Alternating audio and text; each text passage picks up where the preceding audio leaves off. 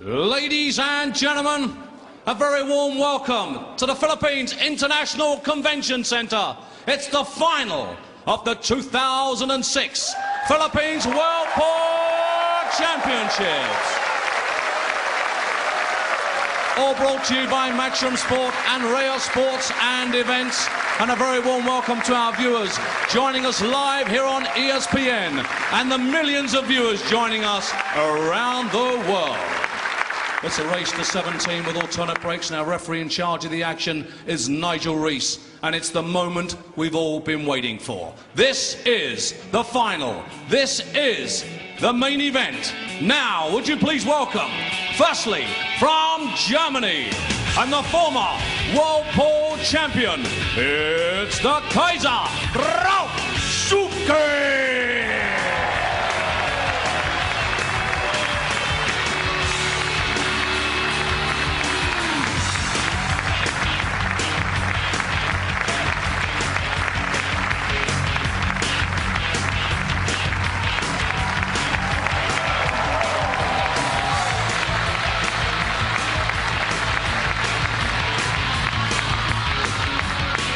Ladies and gentlemen, Mabuhay, Pilipinas! Would you please welcome Pinakaguapa? It's the Rocket, Ronato Alcano!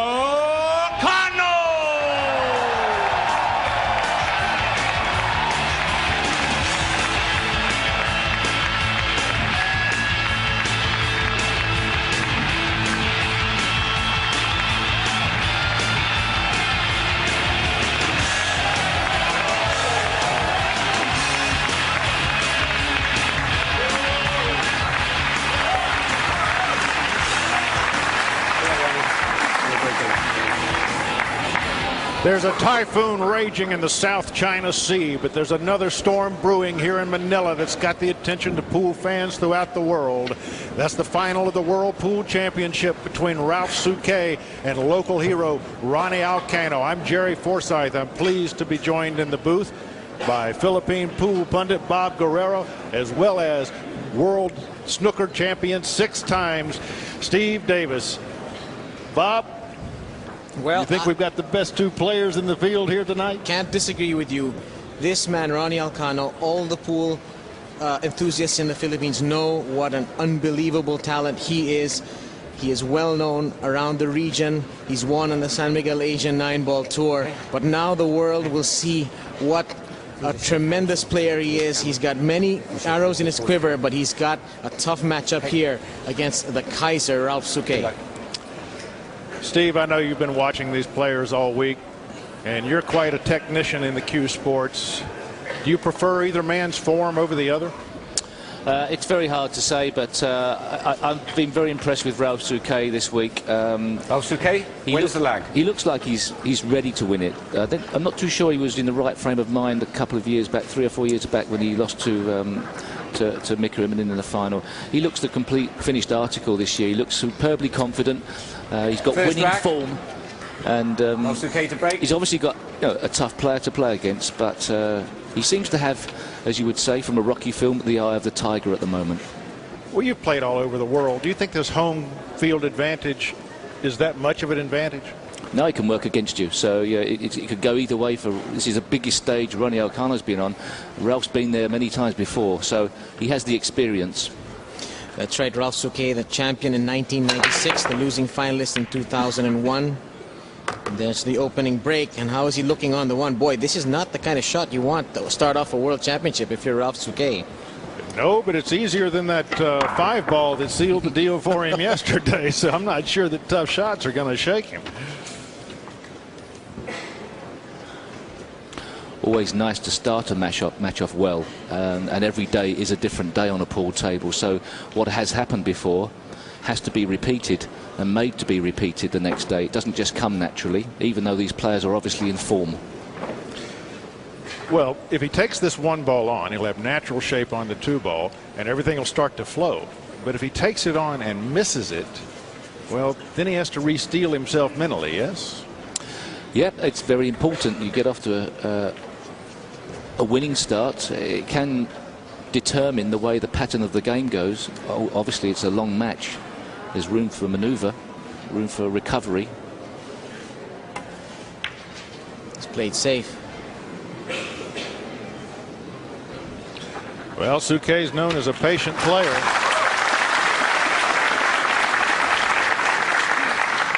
And I would think he would do that, Bob, just so that he doesn't start off with an error. Can't disagree with him. He's left a piece of this one, though, for Ronnie to attack. You see an aggressive safety here, guys?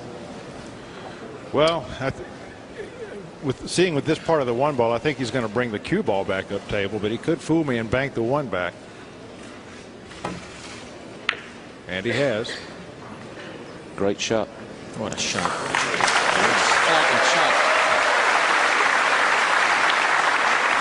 Ralf Souquet has been punished for his conservative play here. He'll be kicking at this one. Bob, you've been telling me about Alcano for years.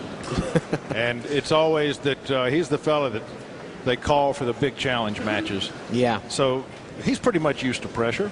Oh, yeah, certainly. And he's really a quintessential, prototypical Filipino player. He's got a long stroke. He barely holds the cue with 1.5 fingers. You know, he's gunslinging, very offensive, aggressive style. Knows lots of strange shots from playing the game of rotation. And Ronnie Alcano, this is a chance to make this a victory for the Filipino style of play. Well, we'll have a chance as the day progresses for you to see the grip that Alcano uses on the cue stick. As Bob referenced, it's a 2-finger grip, which allows the cue to run free and gives lots of action to the cue ball. Ralf Souquet is going to have to dig down on this, putting backspin on the cue ball to get round the back of the 5. After it hits the cushion, it will then draw back across the face of it. He has a chance to make this. What a reply. Oh, but it shows.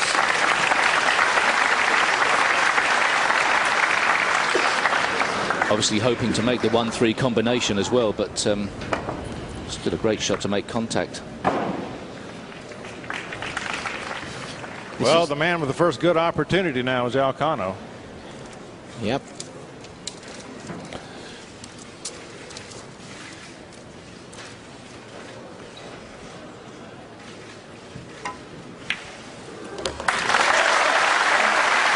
Great shot by Alcano, and he's just about made the right side on the blue 2.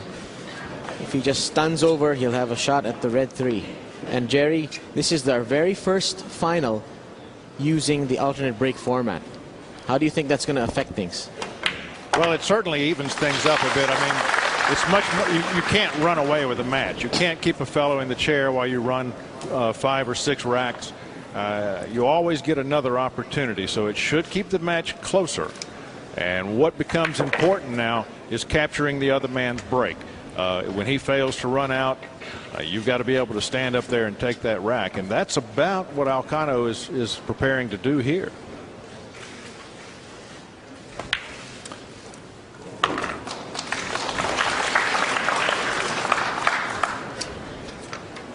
Interestingly, it also puts pressure on your own break. You feel as if you must convert your own breaks. So if you're not up to the job, you can freeze in the headlights when it is your break. Yes. Well, Alcano will have the next break. So given that he gets this 9-ball down, and he certainly shall, he could jump out to a 2-0 lead. Long way to go, though. This is a race to 17, a true test of skill. The better player will win.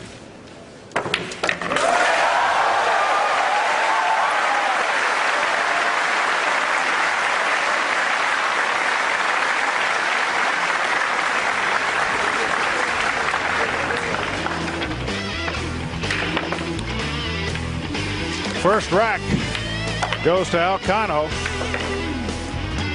We had a bit of a safety battle on the 1-ball, and Alcano came out in the lead on that. And he has converted the opportunity.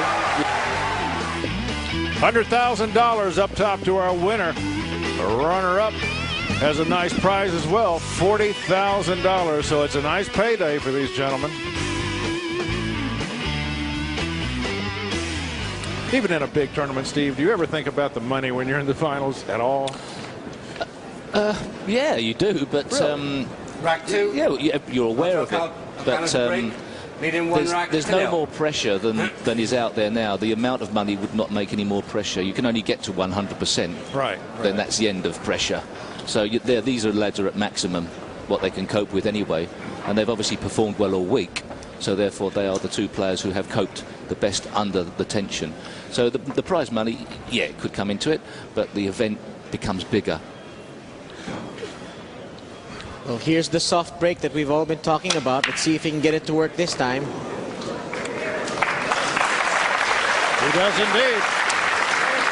But I tell you what, that one ball, does he scratch taking this one ball into that right corner pocket on the lower right-hand side of your screen?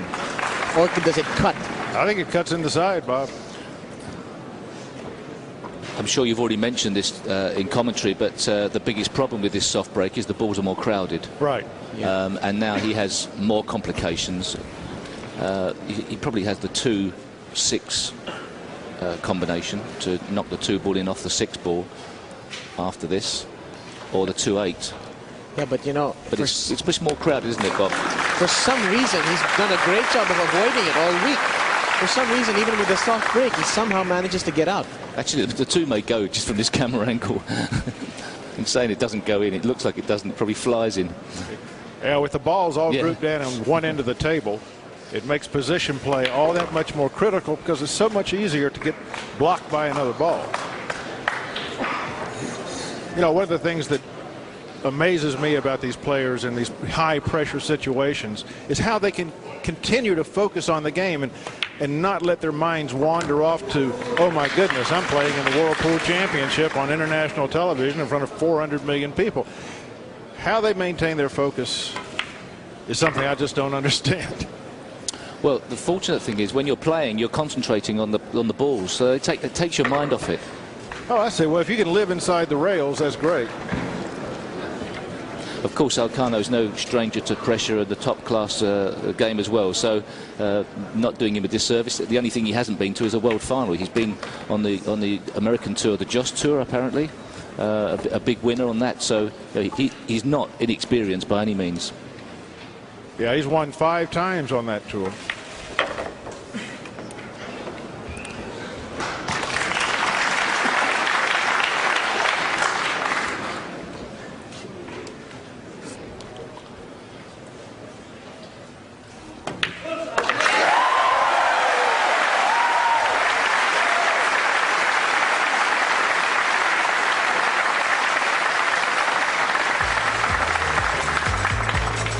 Ronato Alcano now with a 2-0 lead over Ralf Souquet. The crowd approves, but Ralf Souquet's got a lot left to pool in him.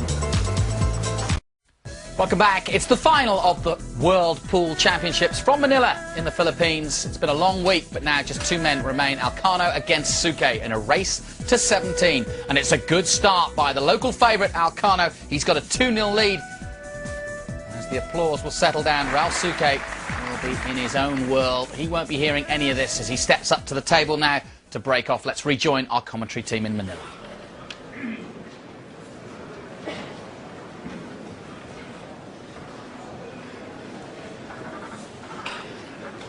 All right.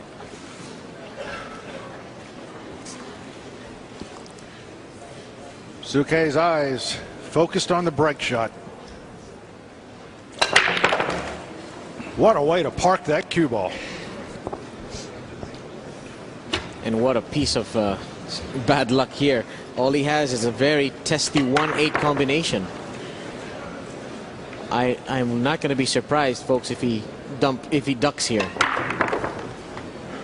Yeah. I don't know. He needs a win. What would you do here, Steve? Well, I think he turned down an opportunity in the first rack, and it turned against him. I don't think it was necessarily the wrong shot, but it came out that it turned against him. I don't think he could afford really to turn this one down, because at some stage you have to play a certain amount of aggression. Usually when you take these combinations, you want the 2 numbered balls to be close together, but here there's a good foot between them. Beautiful shot from Souquet. Shows the precision of this man's shot making. That 8 ball went right in the middle of the pocket.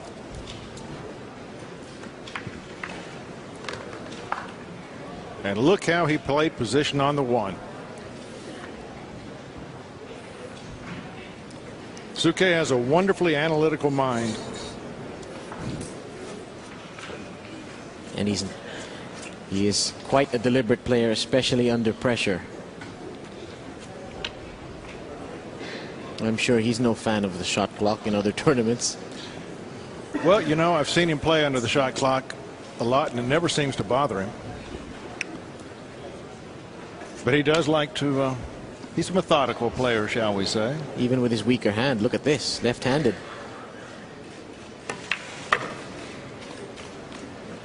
Always a bit more difficult when you play with your weaker hand to get the pace right. You may get the line right. Yeah, he looked like he came up a little short there. I mean, he's got a great angle for position, but the shot's a bit tougher. Half a ball, perhaps half a ball short. Yeah. But it can be enough at this game. That can cause problems. But I think he can just float this down past the 7 ball and send the cue ball across to the 3. But it obviously makes this, it's missable, whereas half a ball perhaps it's not. That's the difference. Right. Uh-oh. He has missed it. And Ralf Souquet cannot continue to give up opportunities. He's gotten lucky, though. The 6 ball is in the way. Well, it may be in the way, but he knows that he should never have allowed his opponent to the table. That rack was doable. Well, he's been slow out of the starting blocks, and the problem now is, can he recover mentally? It would be nice if he can get away with winning this rack. Can Alcano keep the pressure on? Oh, look at that. That's a great shot. I think that's a situation where Alcano really welcomed those small pockets, didn't he? Well, that shot he played there, Bob, was a shot that you can play on tighter pockets. He wouldn't dare play that if the pockets were big. It was a bit close, though. Yeah, we got a bit of a smile out of Alcano on that shot. Skillful shot, but fortune still on his side. But Ralf can see plenty of this 2 ball.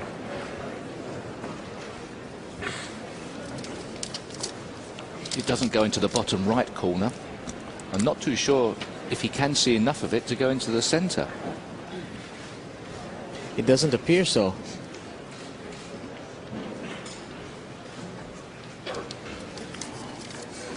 I know it's early in the match, but worrying times for Ralf.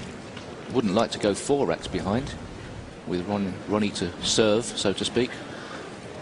Should he win this one? That's right. That could easily happen if Alcano can capture this rack away from Souquet's break and then break and run his own rack. That would be a handsome 4-rack lead. Souquet still being patient. He wants that up against the rail. I don't think it got there. This is cuttable. Well, now you have to take into consideration the fact that Alcano is spending a lot more time at the table than is Souquet. So his arm will loosen, his muscles will relax, and Souquet needs some table time.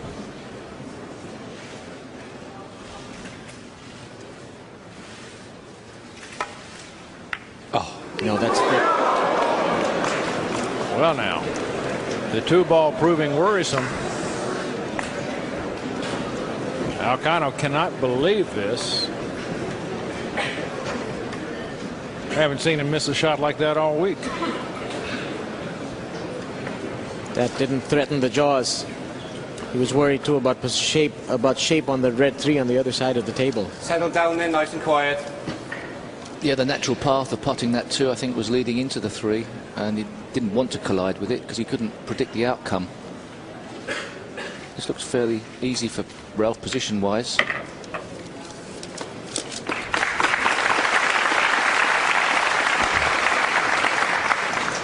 He's still got to make the balls, and he's reeling a bit. He's on the ropes just a fraction. I know it's early, there's a long way to go.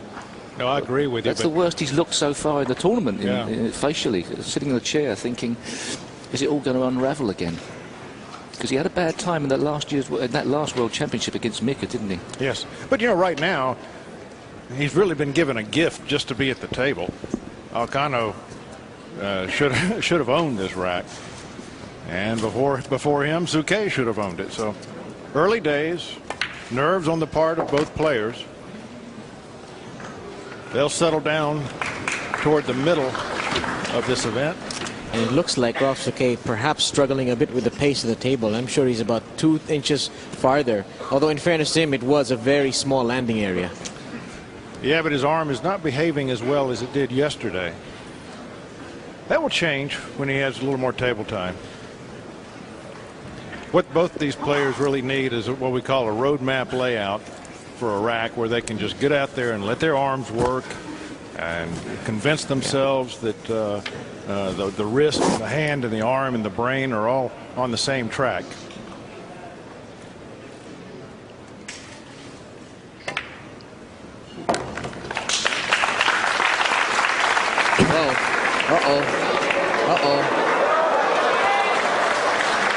And this partisan crowd likes that result, don't they? Welcome to the twilight zone.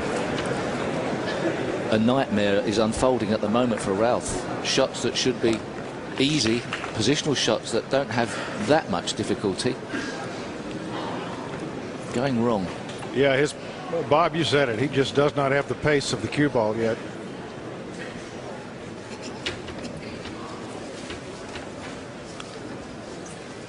Of course, the one scenario where a player wouldn't settle down is if he lost touch with his opponent in racks, and then sometimes you never recover. Yeah.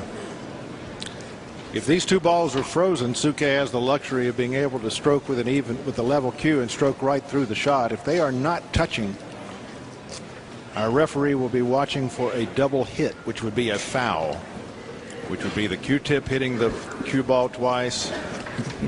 Just for the UK viewers, yes. I know that there are other people around the world watching, millions. Yes. How much of this can he hit? How much of this can he play? Because this would be a foul. If it was touching, that would be a foul at snooker. So how much is he? You can't really push straight through it, yes. can he? As long as the balls are touching, he can stroke straight through it. What, right through the middle of it? Indeed. What, just whoosh all Just the way whoosh, through? all the way through. Pushing through? Yes. Really? Yes. I guess he would have loved to have that touching ball rule they have in snooker, wouldn't he, Steve? Just play away. Yeah. Well, this has gone wrong. This is a big one for Alcano. Well, he's jacking. Is he jacking up on this one? Yes, he is. Wow.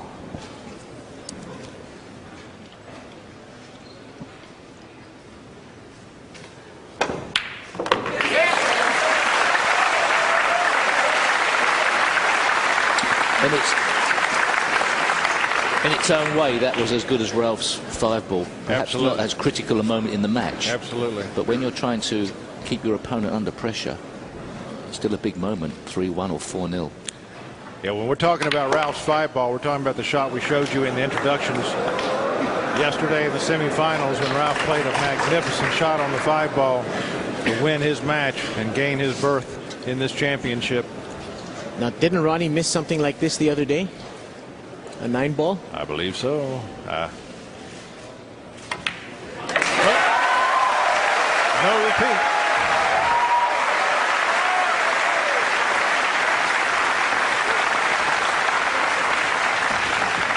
Still a goose egg on the ledger of Ralf Souquet. Yeah, and the crowd is really loving this. Their local man, Alcano, leading the former world champion 3-0, and it's Ronnie's break.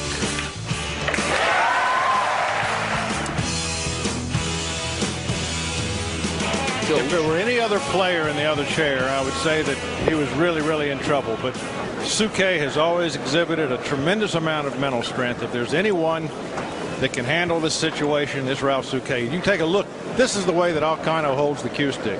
2 fingers right at the end of the cue. I don't know of any other cueist that does that. I think you'd need a very liberal definition of the word hold there. Rack 4. Yeah, it's just sitting on his Alcano to fingers. break, leading 3-0.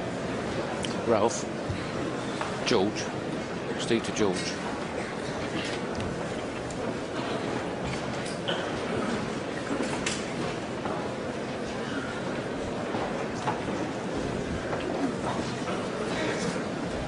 Ronnie Alcano to break.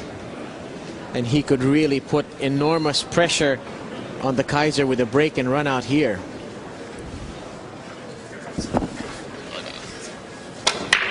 There's the soft break. Oh, just barely missed that corner.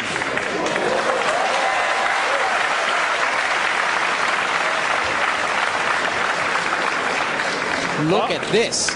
Bob, everything is going Alcano's way. Now, he could have scratched there because he's been sending that cue ball to the middle of the side rail. This time he was off track, but avoided the pocket. And look at the way this table's set up for him. Yeah, but check.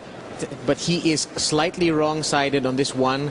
And he's, you know, doesn't quite have a huge angle to go around. So it'll be interesting to see how he manages this. There you see about 2, 3, 4 inches to the left of your screen. He'd be perfect. But now he's got the wrong angle. What does he do here, Steve? I don't know, because I pressed the wrong button and was talking to George, but I'm back now. I think he will just roll forward. Just a little in case bit you knew who George was. We all know who George is here. He's the most important man in the building. But, well, there's always room for manoeuvre with these great pool players. That's a tough path, and he's getting away with it as well. I think he probably played for the blue too in the opposite corner and really tried a power shot off 3 rails to get down to this bottom left-hand corner, but it still worked out okay. Everything going right for Alcano. Right now, the pool gods have perched on this man's shoulder.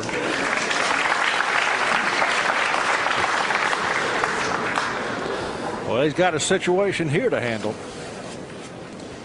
The next ball is that pink 4 ball. Excuse me. I'm sorry. Now I'm out of line. It's the red 3. You missed that. You missed seeing that red 3 the other day, Steve. It's very easily done. Hello, hello. Slow down.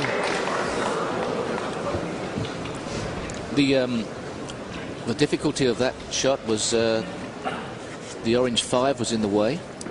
I thought perhaps he would have played it shorter and then perhaps played the 4-9 combination to hold for position on the 5.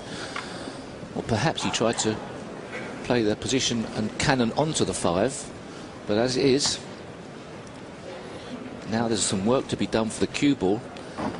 He may have to go, if he can cut this in, if he can, then the cue ball is going to be doing some extra mileage.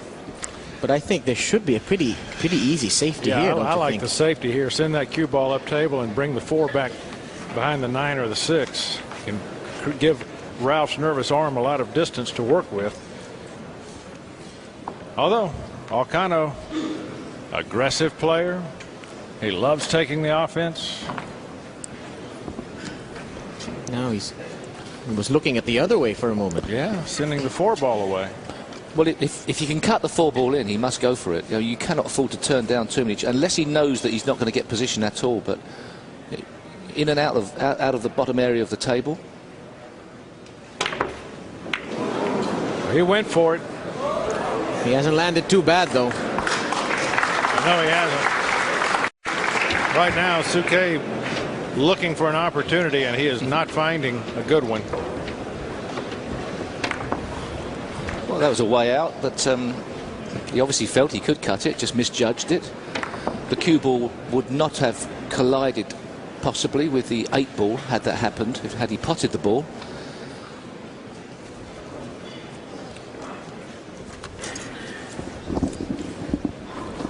Ralf should be able to get some kind of defensive play here with those 4 balls, the black 8, orange 5, red 6 and 9 still in the middle of the pitch.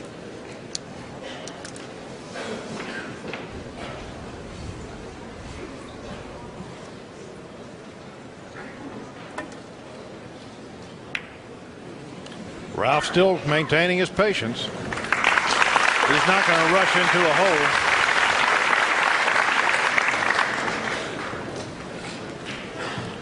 Full block. So Alcano will be looking for the best kicking opportunity.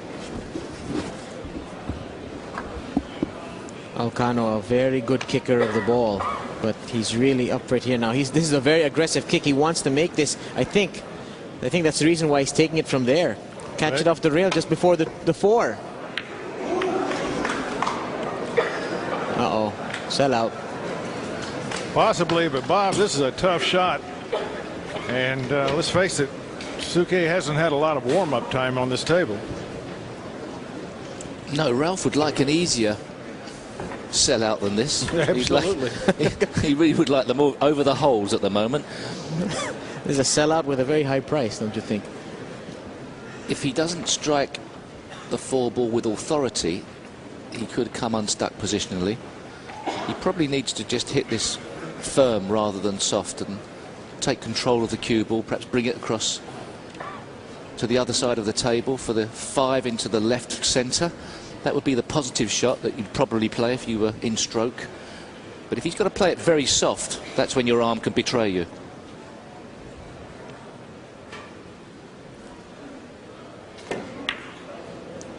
Nailed it. Great shot. That's the shot he needed. I tell you what, though, he's 50-yard line, the 50-yard line here on the 5-ball. Yeah, and getting shape on the 6 is no easy matter. You see a play you like on that 6-ball, Steve? Well, it's risky potting the 5 and colliding with the 9. There is a possibility that they would come out nicely if he did that, but obviously it also could be a bad ending. I think cutting the 5 in is the possibility of the natural path is scratching. He may be forced to play the cannon onto the 9. Well, he could just get past, but he just flicked the 6. Great shot. It's okay though. Wasn't much room for manoeuvre there. There sure wasn't. That just barely moved the 6-ball out to where it could grab the corner. Any more of a contact on that 6 and he scratches anyway. And Ronnie Alcano knows that he let a chance to put Souquet in jail off that 4-ball. He let it pass by.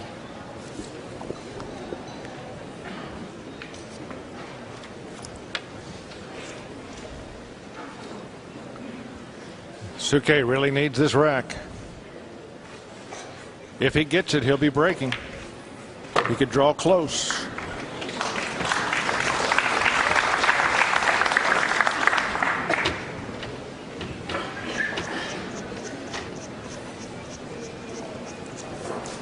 It's still not going easy, you know. It's amazing how a roll of a ball on the pool table, one ball's width, can make all the difference to the positional side of things. Yeah, if he was just a little bit off the rail here, he'd have an easier time getting shape from 8 to 9, but he is hard up under that rail. The natural path of this cue ball sends it very close to the 9-ball.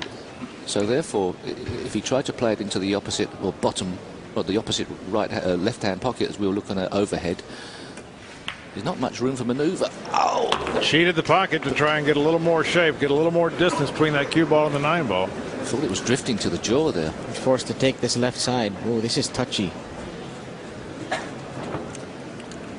Any harder on the strike, he would have collided with the 9, so he couldn't hit it too hard. He was forced to play that shot. But he should make this, shouldn't he? He should make it. He should play it with a pace that, should it go off the rail, the 9-ball will go down into the far reaches of the head rail, and the cue ball will stay up here, leaving a lot of distance. But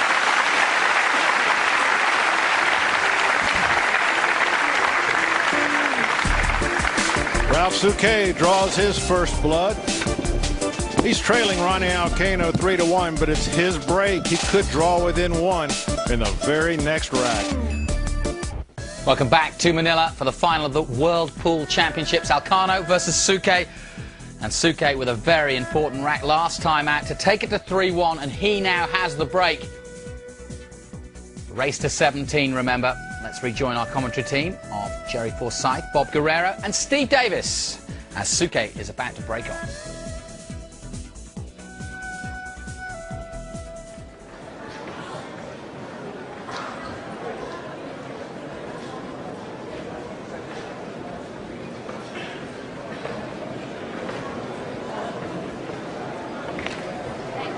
Thank you, rack 5. Ralf Souquet to break. Trailing 1 rack to 3.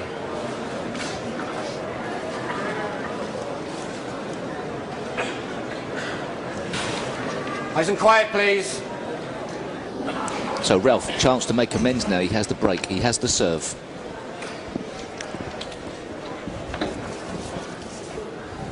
He was unlucky on his last break. See how his fortunes are here. Sticking with that hard break, keeping the white ball in the middle of the table. Oh, that one in and out. It's a better break, isn't it, Bob?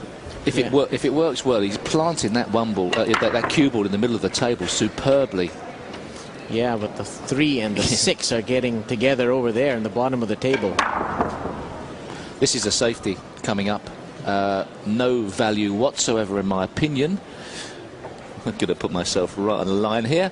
No possible value of going for this one ball. No chance at all. No chance whatsoever. Here we go. The one ball will stay up on the table. It will be, yes, that's right. And if this goes wrong, I'll see you next year as a player only. Let's really stick our neck out and say that he's going to bank the one ball away 3 rails and hide the cue ball behind the 5. Let's do it. The 2 of us go down in flames. The old stun run through. I'm keeping quiet here. You're about to see 2 commentators lose their job. No, we got one right. Oh, but Ralph didn't.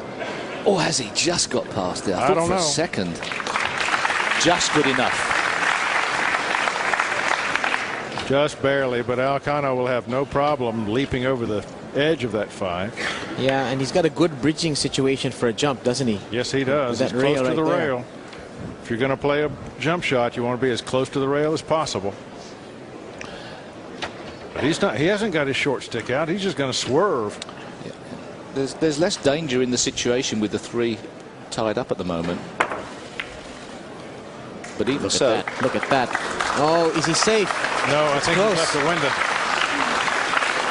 I don't think he's left a shot window, but I believe Ralph can see the left-hand side of that ball as he addresses it. Oh, he can see the whole ball. I don't think he can see enough of the right-hand side to cut it in, though.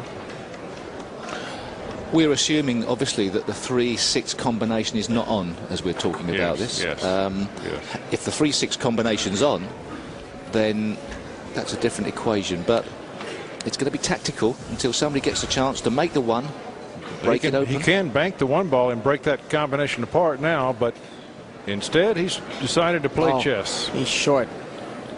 Just under hitting some shots, just perhaps a little bit more tension in the arm than he needs.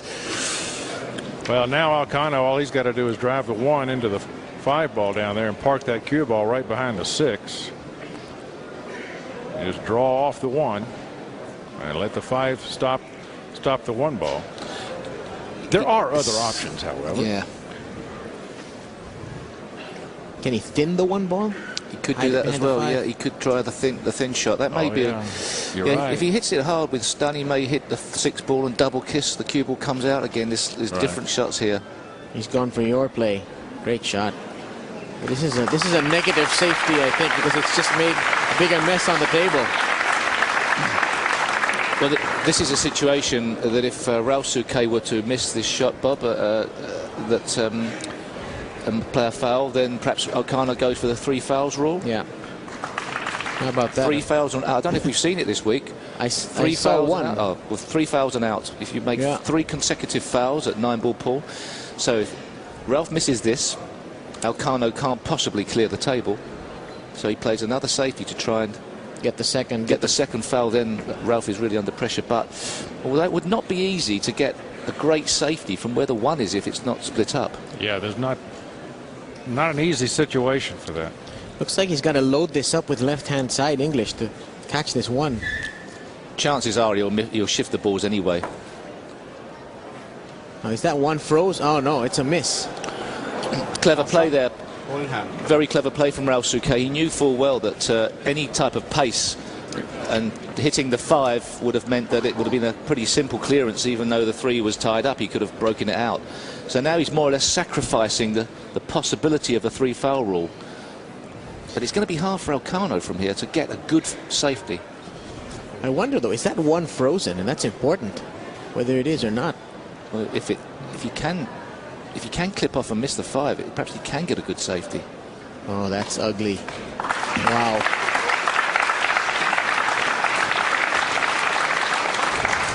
Nigel Reese will now tell our players if the ball is frozen to the rail. If it is, that 1 ball either has to drive to another rail or the cue ball has to strike a rail after contact. Well, that's close. You couldn't get a piece of paper between them. That's for sure. Well, it looks like he's got a path up and down the table, but this one he can't play softly. He's now got to break them open and trust to luck. Yeah, I don't think he'll mind too much because of that 3-6. That's his insurance policy, you would think, in this rack.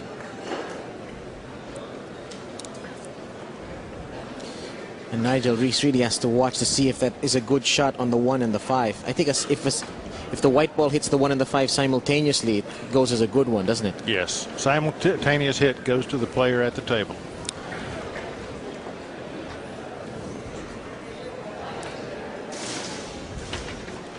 I don't think the 1-5 combination into the top right pocket's on. No.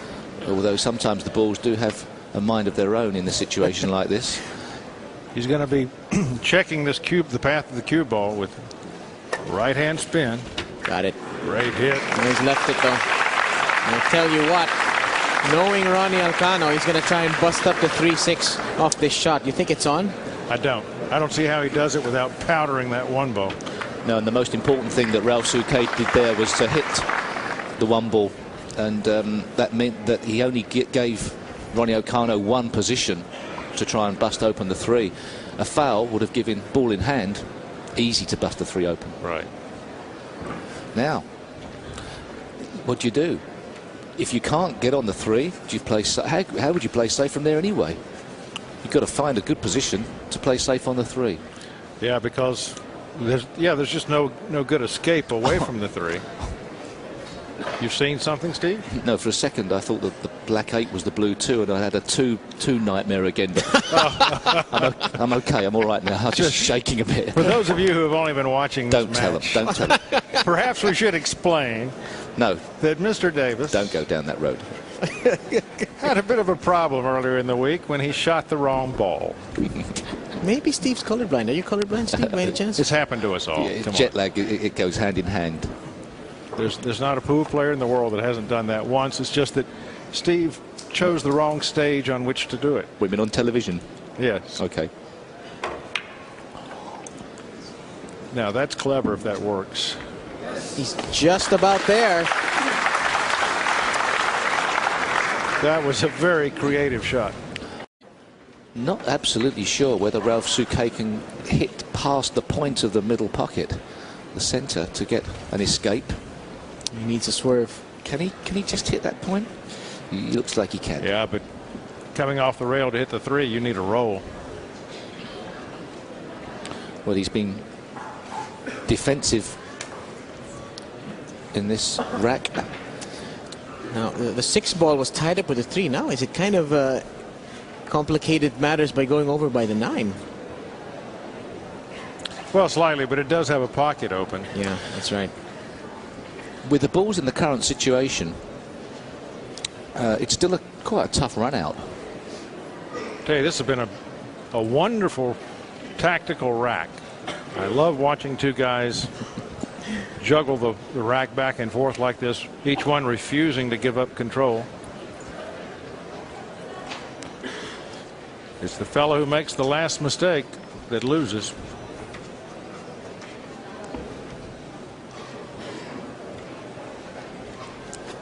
If he comes in behind the 3, Steve, he's got to worry about the scratch in the corner. You think it'd be a controlled escape here rather than hit it in hidden hope? Just try and control this to get behind the cluster of balls. Yeah. Oh, he went for that. I think he's got a lucky here. Very well. There's the bank shot on, obviously, but bank shot's on. No positional value on that bank shot, I don't think. I think he can hold it, Bob. He can hold it. Well, he's got to hit that real good. now you two stop it.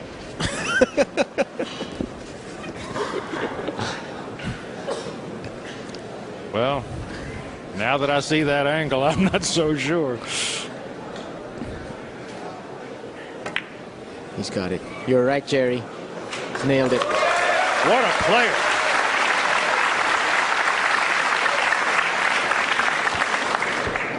This fella has a few shots in his bag. You need a great touch at 9 ball. You need a very good touch under pressure.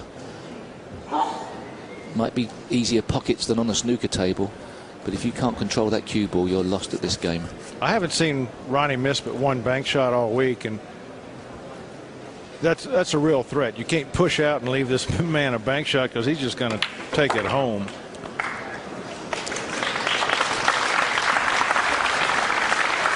Perfect angle on this 5 to draw back for the 6 into the lower left.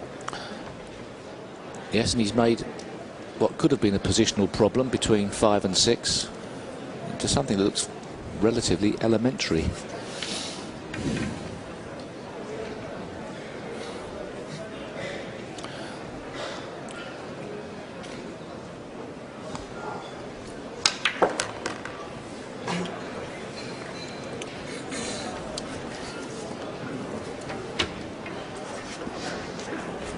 Well, this has been a long rack, but we've seen some really fantastic defensive plays here. Yes, and should Alcano win these, pop these 3 remaining balls, he keeps the momentum of the match in his favour and asks the questions of Ralf Souquet to get back on level terms at some stage. Oh, hurry up a bit. That's fine. Alcano will go up 4-1, and I believe he is breaking. Yeah, it's going to be his break. He has a chance to go out 5-1.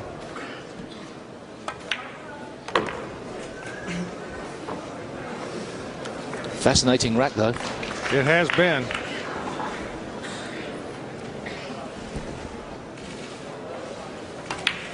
Alcano deposits his 4th 9-ball. Welcome back to Manila. Alcano 4-1 up. He's at the table and he's just missed the 2-ball in the bottom pocket. Here's a replay of it.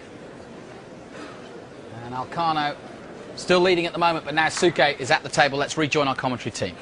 Just a bit too far away from the 2-ball there. Yeah, the thing is, if he played the 1 naturally, he would have had a hard time getting position on the 1. That's why he played the kiss. You know, that's the second time in this match that we've seen Alcano have a problem with a long cut shot up the rail. I'm wondering if that situation will present itself again, and if so, how will he handle it? Because it's certainly going to be in the back of his mind that it's bothered him before.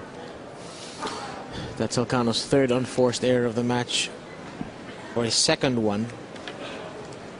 His 3rd, yes, 3rd. Correct. Ralf Souquet with 2. And yet, he's leading 4-1.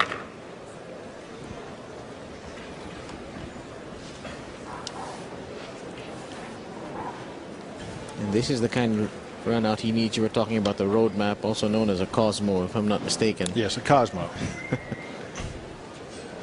And do you know the history of that term? I've been reading your book, Jerry. Ah. It's from a player named Tom Cosmo, who in the 60s and 70s used to give a pool show where he would place the balls out on the table quite on purpose on their position. It looked like he was just laying them around at random, but he then had a stop shot out so he could sing and tell jokes and dance while he ran a rack of 9-ball. Tom Cosmo. Well, this isn't quite a stop out, but he should be okay here. He has his choice of pockets here, doesn't he? Yes, he does. But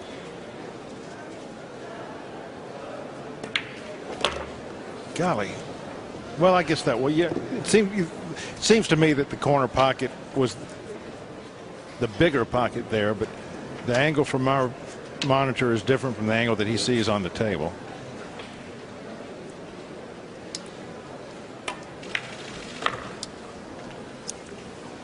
Well, now this could really turn things around.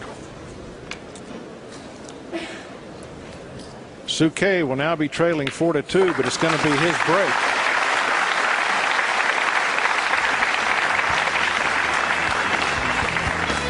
If Ralf Souquet can just break and hold the next rack in his favor, he'll only trail by 1 here in the World Pool Championships in Manila. Welcome back to Manila. The final shaping up nicely right now. 4-2 at the moment to Ronnie Alcano. We've had some interesting play. Ralf Souquet 4-1 down, but now at 4-2 and with a chance to break and bring things back to 4-3.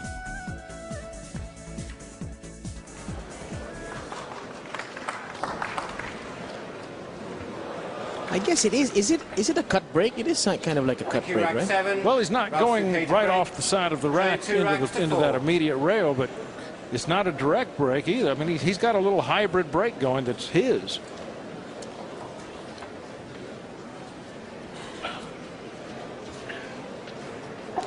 Big shot for Souquet. If he can just clear this table, he'll be within 1.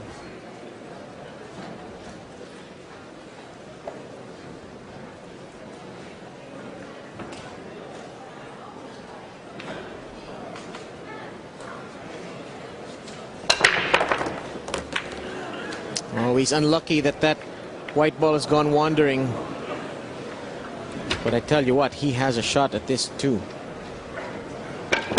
Well, as you could say, as Bob mentioned, the white cue ball gets kicked up table. Had it been in the middle of the table, he would have had a much easier time of it.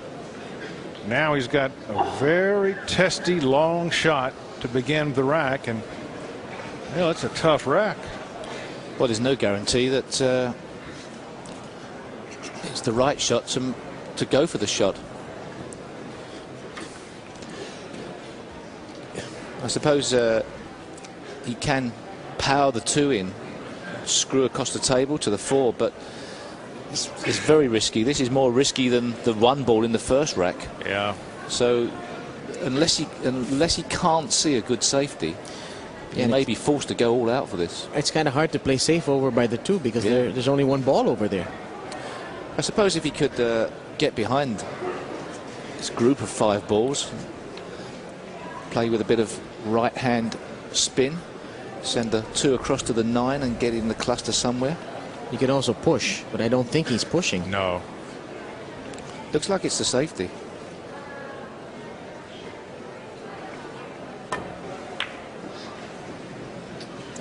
Trying to get behind that cluster. I don't think he got there. Things still not going the way Souquet had dreamed. And you rarely see this man mutter to himself, but that shot did it to him. Well, there was a lot of pressure on that safety to get that right. Now he really has to dig into this to get the right shape for this pink 4. The thing that is surprising me is that when Souquet is missing, he's generally leaving Alcano an opportunity. Oh, look at that. And that hasn't been the case all week.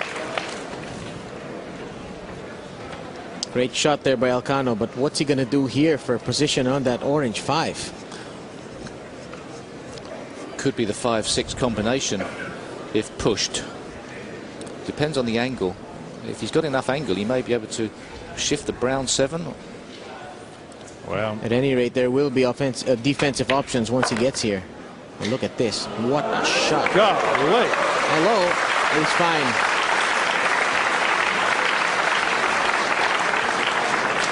Steve? Well, he would have preferred to have been bumping into the 7 to get the position easier. But he won't complain because there's no way he could have planned to get through that gap. I assume he can pop the 5. I don't know. Did it go close to the 6? It looks like he's. Yeah, he can. Yeah. But the white ball's got to do a lot of mileage. I don't think he can use the 7 as a break or a buffer here. So it's a cue ball all around the table somehow. Should be very easy to play safe though.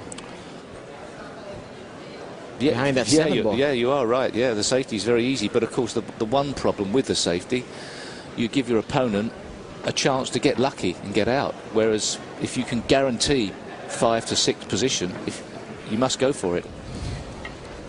Alcano is very good at going around the table. He's going to have to be. That 7 ball could ruin his day. I think the 9s to some might be fractionally in the way. I don't know about you, but I kind of like the safety here. I think he's probably got to, if he wants to play close to this top left-hand jaw of a pocket, and then the side spin would take it around. But it depends really on the exact angle he's got on the 5. You can tell by how long he's taking over the shot. It must be difficult. It has problems. He's going for the pot, though. Here we go. Unbelievable. Great shot. Oh.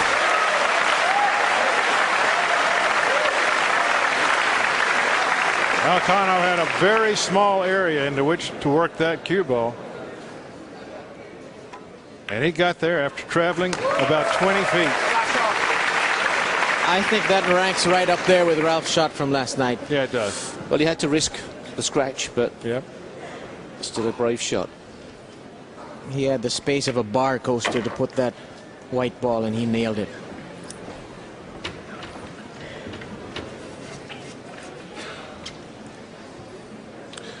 Worse for Souquet, the next rack is broken by Alcano. And what has been obvious here today so far is that Ronnie Alcano has not faltered with the pressure of expectation from his local fans.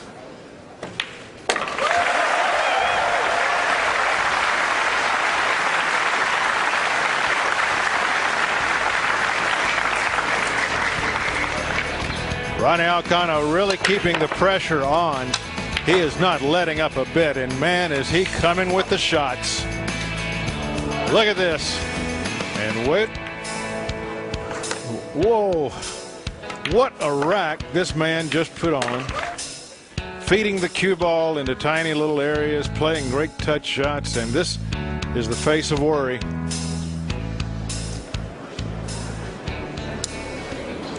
Got off to a bad start. Hasn't got back yet, Ralph. And this man has produced the great shot so far. It was risky, but it was the only way, perhaps. 4 rails. 5 rail position. Unbelievable. Thank you, rack 8. Oh, how he flirted with that To break. scratch. Leading 5 racks to 2.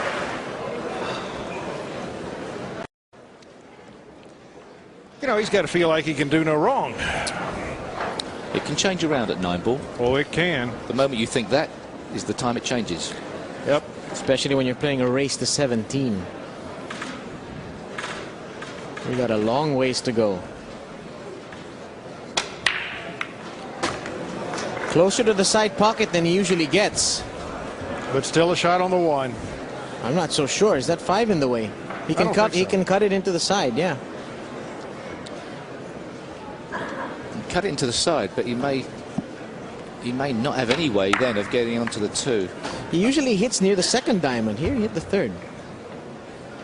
I'm not at all certain that he can't put that 1 ball down. Oh, yeah, I'm wrong. He can't. He can't get past that 5.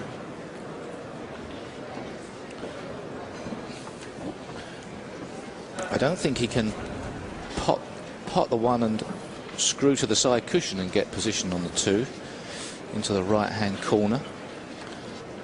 I also am not sure that he can play putting the 1 ball into the centre pocket and cannon into the 4 and guarantee position on the 2. So let's see what he can manufacture. A safety. Look at that. Look at this. Oh.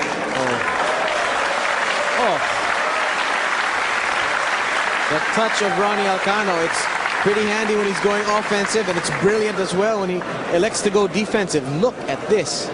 Mind you, it's not just a safety. It's not any old safety, is it? He is certainly choosing his moments. Ralph may need sat navigation to get out of this one. Ronnie's playing a beautiful mental game. He is just intimidating Souquet. And Souquet's not a man you can intimidate on a pool table. Yeah, well, my knowledge of the diamond system isn't very good, but I don't know about you guys. Is there a path out of this one? Well, no, is the answer really? And is this not the situation where you do play? You may as well play a intentional foul. Yeah, because you don't want to mess up the table, because it's not easy for Alcano to run out from here, I would have thought, unless he can drop that cue ball in with ball in hand in between the 8 and the 1, leave himself 1 millimetre of cueing space. If it's okay, I'm just going to pick this white ball up and hand it to Ronnie. But I suppose there could be some sort of path. But I mean, if anybody knows it, Ralf will. I mean, he's been playing all his life. But it's whether or not you want to take the risk. You may have a 3 cushion get out. Maybe on just past the middle point of the centre pocket. You're kidding. What a shot. Oh! Fantastic.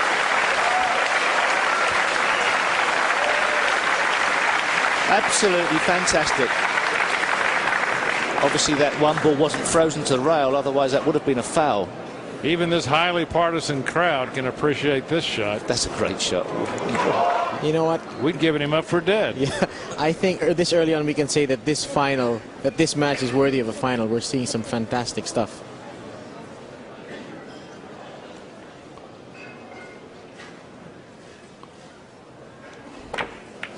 Just the safety from Alcano. Using the 5.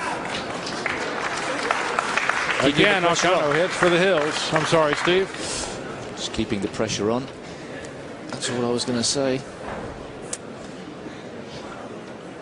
Elected to play that all the way down the table, trying to get as much distance as possible between the balls, and also freeing up the 1 ball away from the 8. Should Ralf make a mistake, he would then have a chance at clearing the table. And really, Ralf hasn't had much room to maneuver in this match. I mean, every time he's on the table, he seems to be kicking at a ball or making an error on a tough shot. Well, this has been the most tactical match I've watched through the entire period of the 8 days that we've been here. Now, this is day 9. Saw some great tactics earlier in the week between Fong Pang Chao and Hundel, Russian player, I think. Or the German from Czechoslovakia. Do apologise for getting his name for 2 seconds. Hubler. Roman Hubler. Oh, there was some fantastic safety in that for a while. But it sure was. Okay, so not the easiest run out for Alcano, but he always has the option once again of containing the situation. Well, if he takes this top right and draws it, he could get automatic shape on the blue on the 2-8 combination. But that's he's got to get a lot of backspin on, but possibly he's taken on harder shots than that. Is he playing that 1-6 combination? No. Yes. Oh Yes. no! But look at what this 6 ball is doing. It's going to go in. Ronnie Alcano is putting on a clinic, a show, an exhibition. He just sees shots other people don't see. He must have been pretty sure of that shot because he didn't play complete safety. He's straight on this too, isn't he? Well, if he is dead straight on it, just scoot it back. Guarantees he's just going to screw back for the 3 into the right corner. It shouldn't be a problem the rest of this run out. He's done the hard work. Yeah. Yeah, that shot up table on the 3 is the one he just measured. Would have liked a little bit more backspin on that. Just left it missable rather than gettable. Just the wrong side of gettable. Yeah. Is that a saying? I think we make it into one. We'll turn that. But at the same time, it makes his position on the 4 ball easier. Yeah.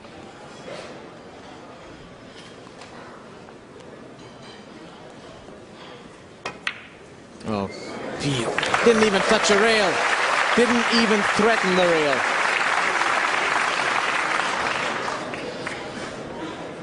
Well, at the start of this match, I said that Ralf Souquet looked like the man with the eye of the tiger. But this guy at the moment is showing all the signs of being a potential world champion. Wrong side of the 5. Work to do to get position on the 9, but shouldn't be a problem.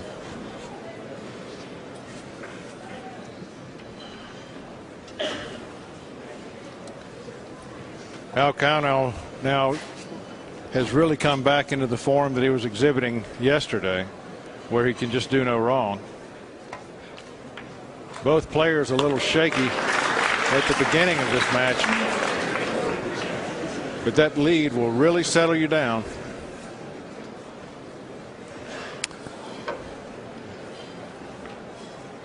Dismissable. Well, it's missable by mortals.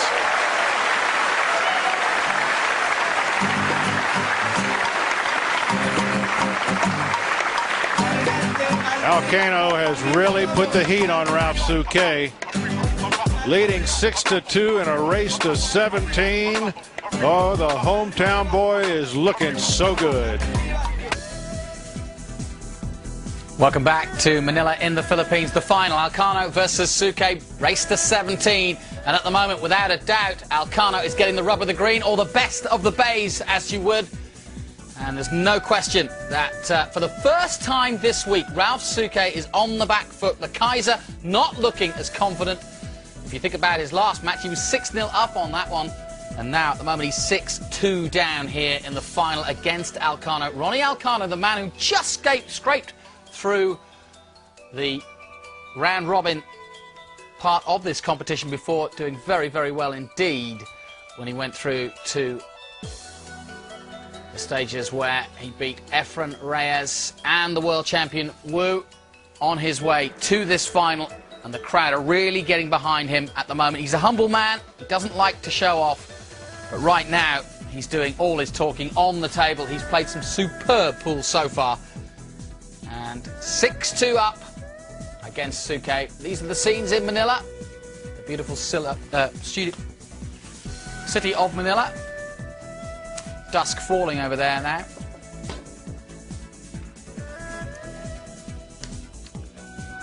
No question, Souquet, though, will not probably be too rattled by it. And Jim here, you've said it all along. You know, Ralf Souquet, 3 times he's been in the final. I know he's 6-2 down, and he has looked a little bit worried, but he won't be losing it, will he? Well, in fairness, Ralf has started out as almost all his matches, he started very slowly. He won't change his focus, but you know something?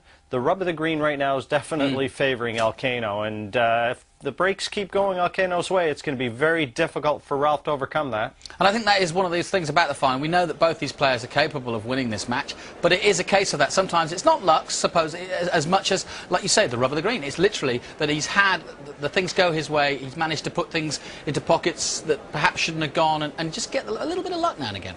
Well, that's right, and the pressure will go back on Alcano as soon as he starts to realize that, hey, this is within my grasp. I've got a serious chance of becoming the world champion. Then the pressure shifts again.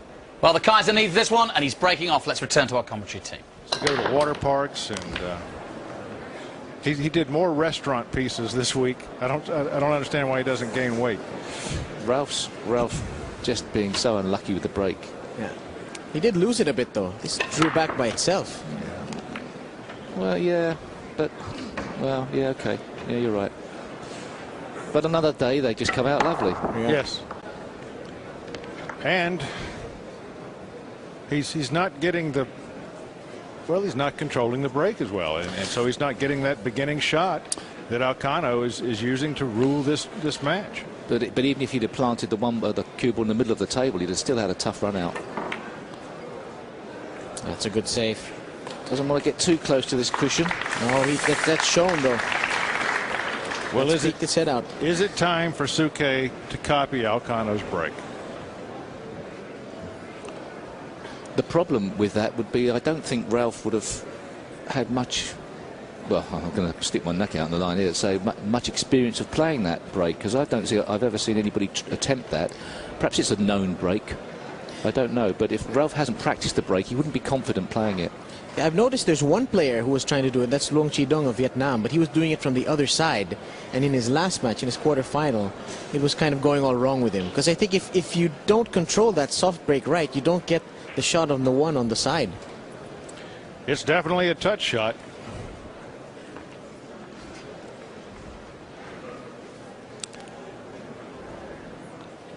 Maybe he'll kick this into the side. Nope. Uh-oh. Well, he's got a shot. Yeah, finally Souquet gets an opportunity. Well, he's had some opportunities in the past. He just hasn't been able to get through the racks. The path of the 4-ball looks to be hampered by the 6, the green 6. Obviously, he can play the 4-6 combination. He's checking the angle of the cue ball coming off the 2 to see where it's going to drive that 3 ball.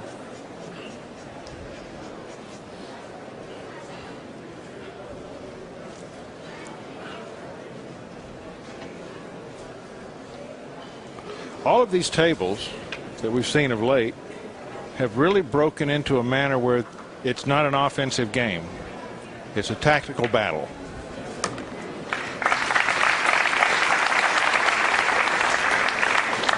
Not a lot of road maps. Yeah, but for some reason, in spite of the fact that they've broken into tactical battles, it's thrilling stuff. Oh, yeah. It's exciting. It's not the usual boring safety battles that we see. Well, if you like the game, you got to love this, because the skill involved, the touch involved, the imagination involved in playing these shots. These are the kind of shots that even if you're not a pool aficionado, you can appreciate them. Well, that's a good shot by Ralf, or is it? I don't know. I don't believe that turned out at all, Bob. Still not in full control of the positional side of the game today.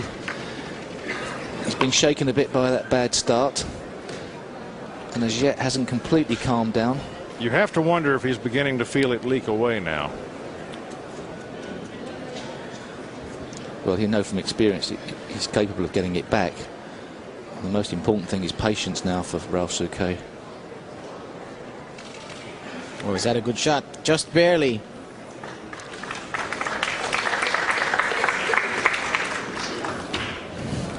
Well, he's left a lot more of that 4-ball out than he would have hoped for. He was obviously hoping for a complete lineup of the 3 balls.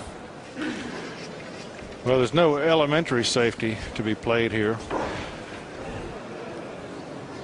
Ronnie's going to have to do some fine cueing. Yeah, if he plays it softly, it looks like he might sell it out. Yeah.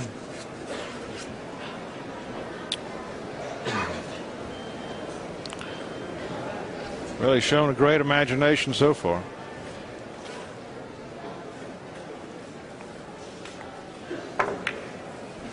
Oh, he did well. Excellent does shot. Again.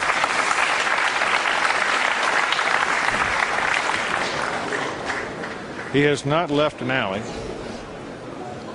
Ralph's under it a bit. Ronnie did well to draw off half a ball. Draw off half a ball to hold that behind the 5. Ralf was upset that he left that 4-ball sticking out there. You see the frustration building up. Patience is the key now, with a huge dose of luck, which would also help. He could certainly use just one bolt of lightning strike of luck. Could really help his attitude.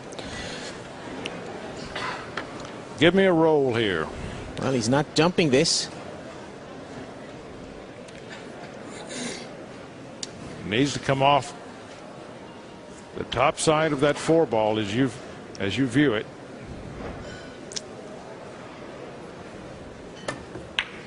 And doesn't do it. He's going to leave a long cut shot for Alcano. This is a tough shot. Yeah. He can't afford to hit the 6, so he's forced to play to the near jaw of the pocket. Yeah, but if he can play on the rail side, because if he comes off the rail too far, the 6-ball is going to guide him into the pocket. Yeah, but there's just a little gap in between where neither one of those works. Yeah, just a little one. Right. If Alcano can get that 6 out of the way, it's good for his position under the 5. Yeah, great shot. And that's exactly what he's done. Oh, wow. It's one great shot after another. Played it extra thick, making sure that he did hit the 6. Yeah, there's no doubt that that was the exact plan he had in mind. You know, when I take notes on these matches while I'm commentating, and I put little circles around great shots. Right. And my right side of my notes is just full of circles right now of all the shots that Alcano is showing us. What do you do on your day off then? Transfer them onto a spreadsheet? Maybe Okay. make a PDF file. I don't know. I'll do something with this. You must have a large hard drive. Probably, yeah.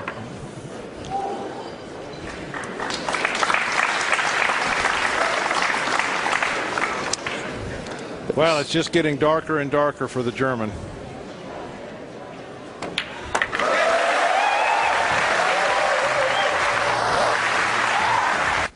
Welcome back to Manila. 7-2 at the moment to Ronnie Alcano, and it's not looking good for Ralf Souquet.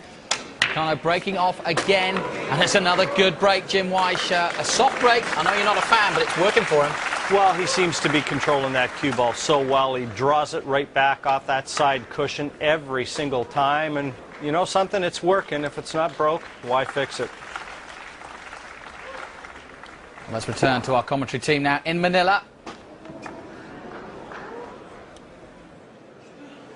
Does leave the balls crowded, so therefore you've got to know what you're doing afterwards. Yeah. Not too much room for error positionally.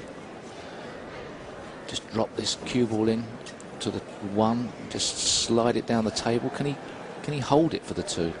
Still, you know, Bob mentioned it earlier, but even though the balls are all down on one side of the table, they're coming apart in kind of a handy manner for him. It's not like there's a triangle of 3 balls there that he's having to massage apart. He's got a way to get through it. No, I mean, obviously, if the balls are crowded, they're close together. Yeah. Perhaps as long as you play good position, the cue ball doesn't have to do much work. Right. So, yeah, the amount of mileage the cue ball does is less. Right. We're seeing a lot of straight pool shots. I think, you know, you can't do this Ronnie Alcano soft break unless you've got incredible speed control and touch around these balls. Just that shot from the 1 to the 2 was fantastic. It was. Perfect shot on the 2 and on the right side also. And what's impressing me is the patterns that this man is choosing. He sees the table in the simplest possible manner to get through it. He's doing the least amount of work, and that's exactly what you should be doing. This is only going to be his second break and run out of this match, surprisingly. Yeah, Souquet is still waiting for his first break and run out. we haven't seen any offensive flurries. I'll tell you one thing, at the end of this tournament, there'll be a lot of people trying that break off and practicing it. It may not work in a club, Right. on a club cloth and club tables, Exactly. but from a television perspective, on the TV tables with the slick cloths and the lighting, dry conditions, you may see a lot more players incorporating that break into their game. Because I think it is different from the Corey Deuel soft break, isn't it? Oh, much. Corey Deuel just is even softer and leaves the white ball around that area. But if he does, you may see promoters bring those rules in where you have to drive 3 balls past the side pocket. We've seen that in the past in major tournaments like the U.S. Open to try and nullify the soft break. 8-2 coming up.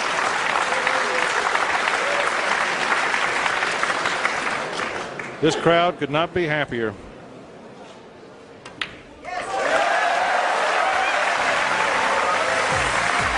Welcome back to Manila. 8-2 at the moment, and it really is a case of now or never for Ralf Souquet. He won this championship back in 1996. He's always been there or thereabouts, but he's in trouble against this new man, Alcano, and the crowd are behind the Filipino. Souquet needs this rack. Let's return to our commentary team. Oh, it's landed funny. That's just a poor shot. There was no need for that ball to go that far. I thought he was playing for the low left corner. Looked like that's what he had to play for with that really, really thin cut on the red 3.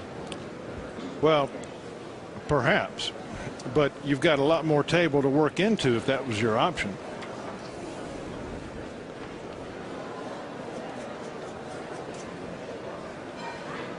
Boy, he really doesn't want to give the table up now, but it looks like he's going to have to.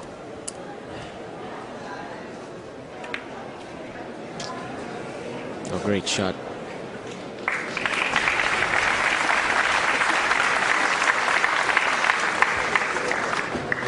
Ralf is just not able to take advantage of the opportunities he's given. Right now, everything is going Alcano's way.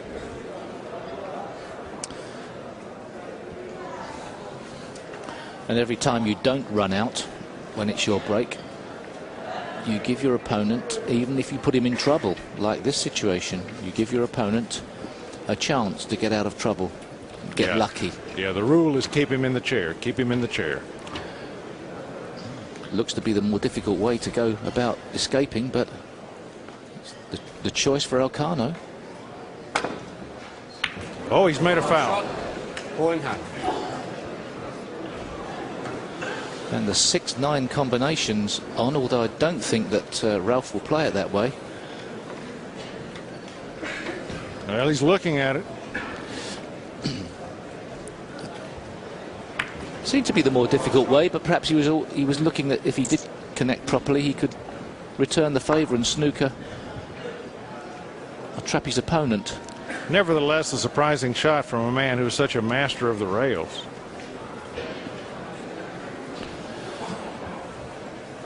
Well, Ralf has a very simple task here, or choice. Run the 5 balls in sequence or play position for the 6-9 combination. I don't think he'll be playing the 6-9 combination. He's come up a fraction short. Still having trouble with the pace of his arm today. Looks like he's forced to bump into the 9 off the 6, is he? Unless he can. Well, if he does, that could put him awful close to the 7. I would think he would want to be drawing behind it if he can. Well, Bob, you called it. Well done.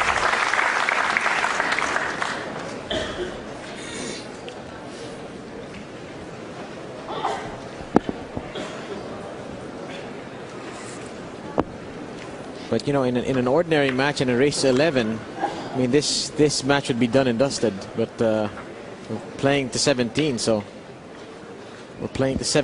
you never know. Oh, there's still time. I mean, thus far, obviously, Alcano has owned the first half of this match, but there's nothing to stop Souquet from owning the second half.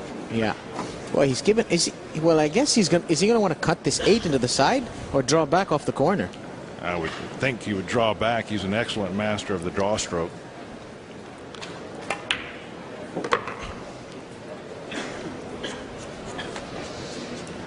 That not the place that he had expected to be. He's got to stretch a little bit now. Well, Souquet finally gets to put another mark on this side of the board. But the cue ball is not being friendly to Ralf. We'll see if he can turn that around as the match progresses.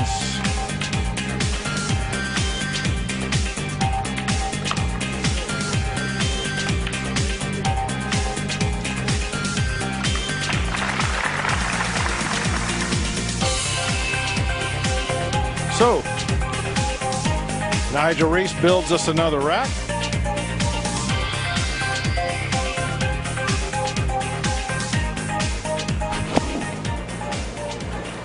Ronnie Alcano on his seat, about to take another soft break that would put Ralf Souquet in a bigger hole.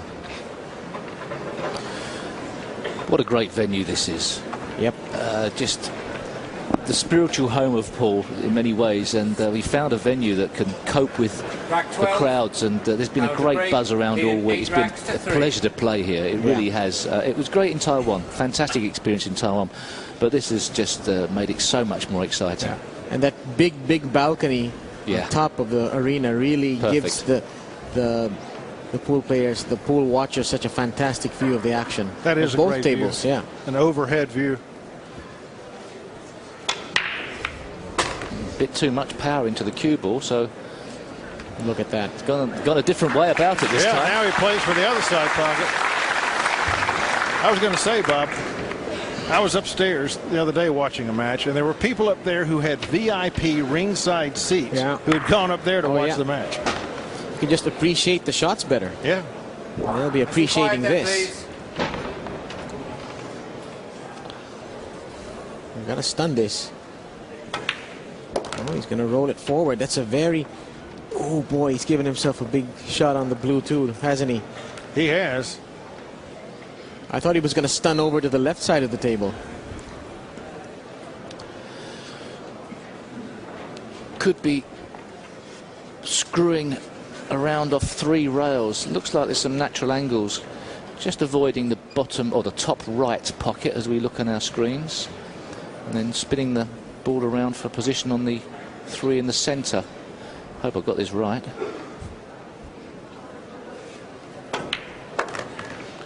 And you do. Is it hard enough? He was a bit far out. Well, perhaps if it goes past the 9, it's another story. Didn't think it went past the 9, but then the 3-9 combination. Well, tough to tell. He's taking a good long look. I think it does go, and he's just going to follow the cue ball in between 9 and 8. I think He doesn't have a whole pocket to work with for sure. He would have liked to have been a lot closer to that top right corner pocket, and then he would have had position possibly on the 3 into the centre. Now, well,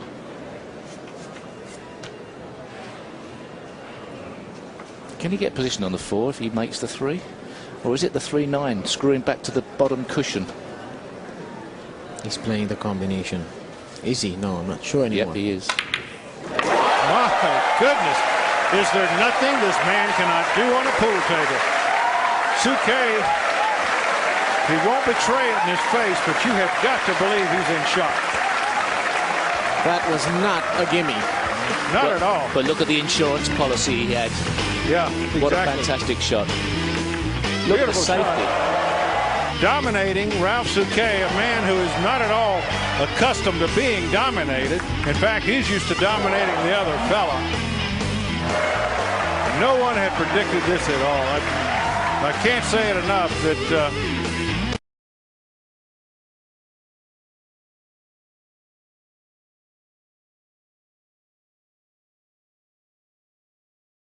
this is a shock to everyone here. 9-3. And you know, it's alternate break. What if this was winner's break? I mean, Ralf might not have gotten a shot. Exactly. I think the only person it's perhaps not a shock to in the whole room is Ronnie. Yeah. He looks cool, calm and collected and fancies the job. Well, what did he say rack 13, in the pre-match interview? He said, I'm looking forward to the opportunity to show my skills to Souquet. Well, that's what the translation said at the bottom of the screen, but it could have been something completely different, Jerry, as far as we know. Well, believe me, it was pretty accurate, Thanks, so that's what he was saying. Thank you, Bob. Show off his true game. That was the more accurate translation of what he said.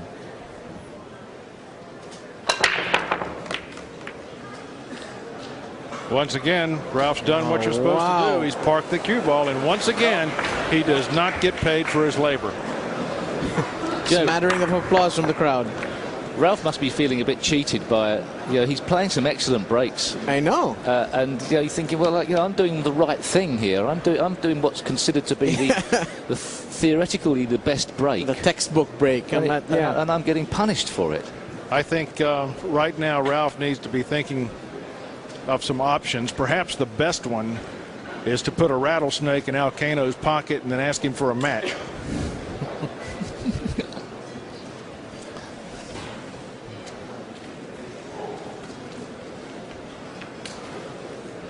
Look at this man. I mean, has he gotten a roll today? Not that I can remember.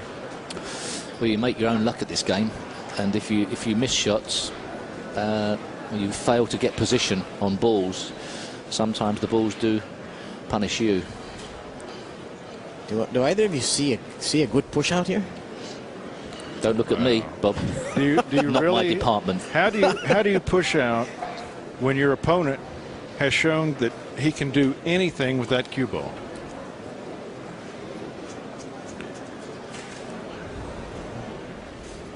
He can't push out to a bank. He can't push out to a jump shot. Can't push out to a potential safety either. Perhaps length is his only ally, but then he's got to take it on if he gets put back in.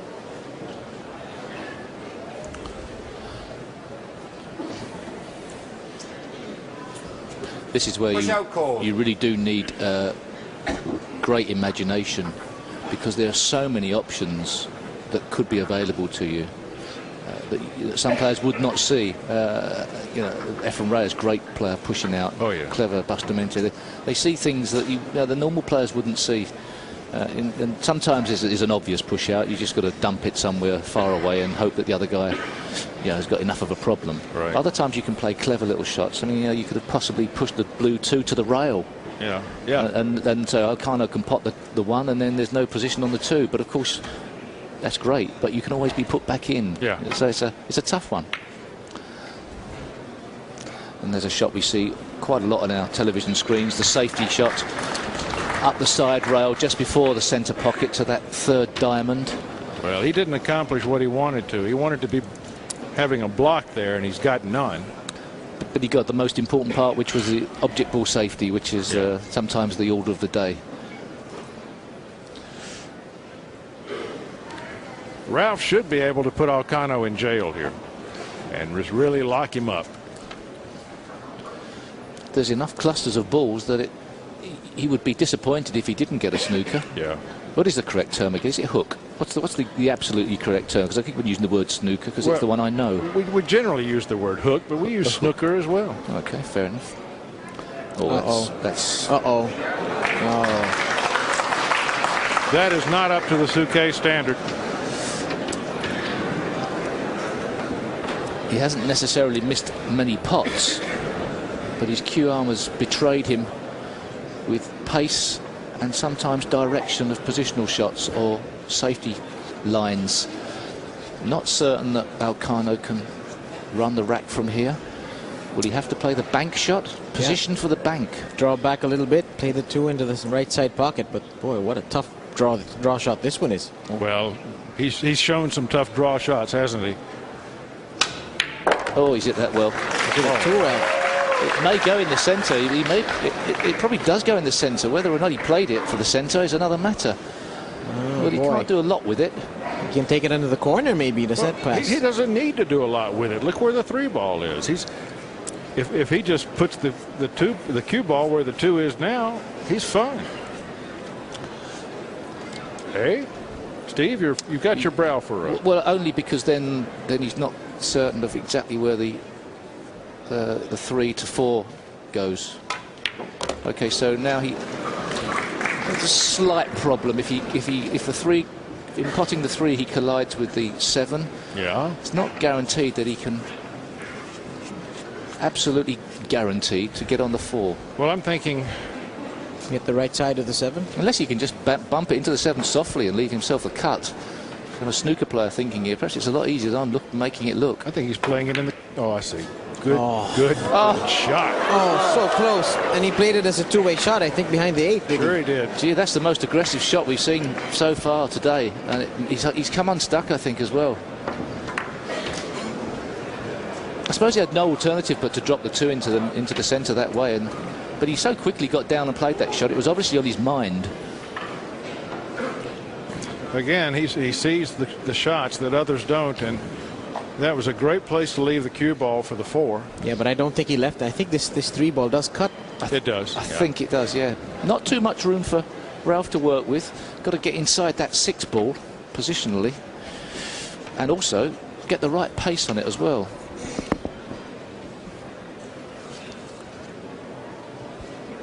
Well, he can afford to take a few chances, Ken Alcano. He is more than halfway home. Souquet just beginning the journey. Just got to make sure he gets this cue ball tight to the rail on the left-hand side. And now there's somebody moved in the crowd. Stay still as you can, please. Unfortunately, when things are going wrong, everything seems to break your concentration. Alcano looking at that fan and shaking his head, saying, "Don't you do that. I don't need that kind of help."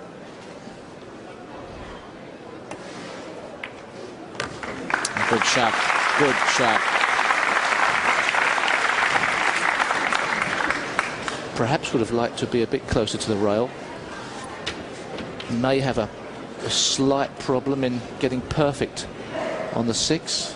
He can probably cheat the pocket a little bit. And he did. Trundle the 6 down past the 8 or just stun for the 7 into the top right. Choices for Ralf.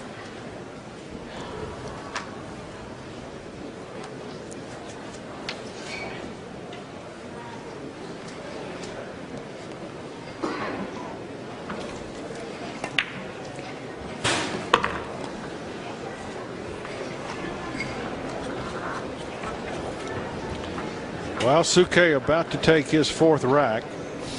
And he's breaking next. And the first gift he's had for a while. Yeah.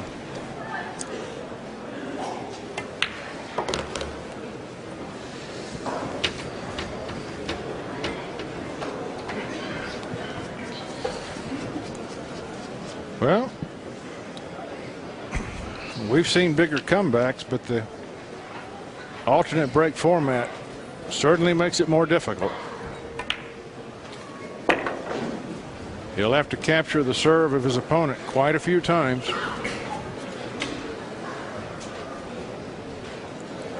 Excuse me, capture the break.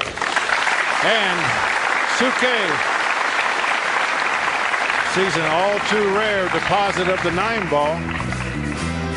Trails 9-4. It is his break.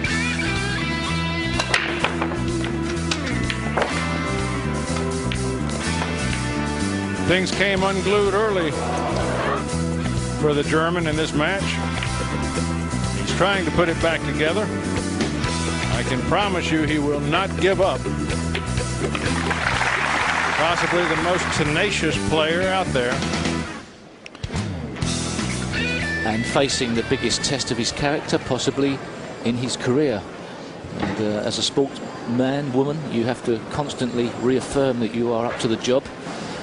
And this is the latest in the chapter of Ralf Souquet's attempt to win the World Championship.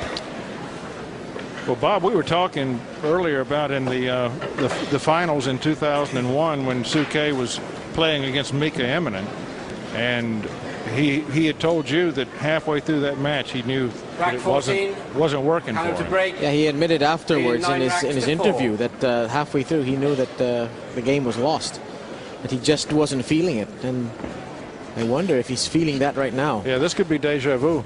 Well, you know, sometimes players come up against players on top form. I think Mika Immonen was on top form that year. Yeah, oh yeah. And all of a sudden Ralf was unfortunate to run into Mika.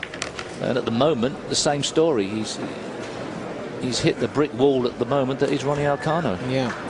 Or the volcano that is Ronnie Alcano at the moment. And if I'm not mistaken, Mika was also using a soft break that year, wasn't he? Oh, 2001. boy. You're testing an old fellow's memory. That was the year when they were using the racking device. Yeah. Does this one pass between the 2 and the 3? Don't think so. And there's a wall of balls that when he cuts it into the centre, he's got to avoid. 4 balls all lined up to make this quite difficult positionally.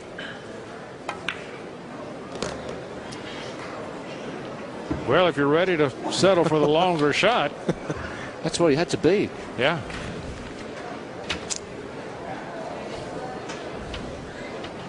But when you're in stroke, these are not so difficult. Yeah.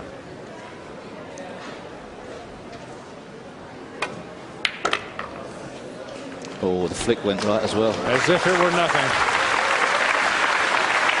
Now we can just play a stop shot. I think he's going to follow this. Ralf Souquet hoping for some bit of lady luck to run his way, and that just opened everything out beautifully. I can't remember the last time I've seen this type of display in this big a match. Efren Reyes, 1999. Final against Hao Ping Chang.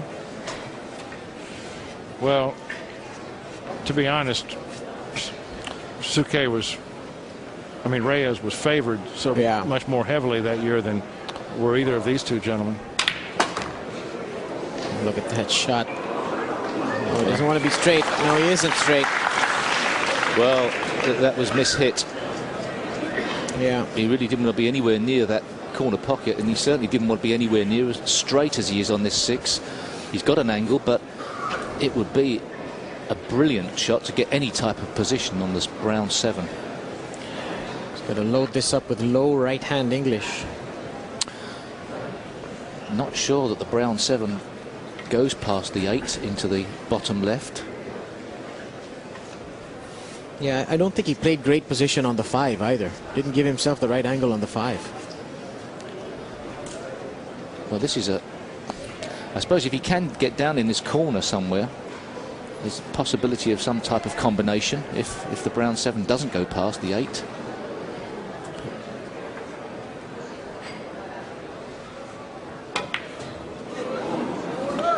Playing safe. Going for distance. Well, even though he hasn't got the safety, that's for the snooker, he's left Ralf with, if not, well, as hard, if not harder, positional shot. Should Ralf want to pot the ball, this would be some type of shot. Powering this in with top spin and right hand spin, sending the cue ball off 2 rails to come across a bit short of where he is now. It's asking an awful lot. That's a tough shot. Settle down it's then, tough please. if you're in front by 6 or 7 racks. Not easy when you're 5 racks behind. And knowing you can't really afford too many more mistakes. Well, now the crowd beginning to stir a little bit. They've been sitting for a while, and their movement will not bother the man in the lead, but when you're behind, you're going to see every little eyelash flutter. You know, sometimes in a match there's a critical moment that can turn it. When you look back, if he makes this shot, if he decides to even go for it, you never know. But it was too risky. Sensible play there. It was too risky. But as he left it on, he's left a shot for Ronnie. He wanted to come in on the other side of that 9 ball and hide behind the 7 and 8. Well, this is not. It was probably by miles the right shot to play. Oh yeah. But even so, it's still not certain that Alcano can A, guaranteed to pot the 6, and B, guaranteed to be on the 7. He needs to be on the left side of the table, doesn't he, for that 7? Yeah, if he can be on the left-hand side of the table, anywhere below the side pocket. But Steve, you're right. It's doesn't want to scratch though. tough. Yeah, tough shot. Uh-oh, here comes that scratch you were talking about, Steve. Nope. Yes. Yes.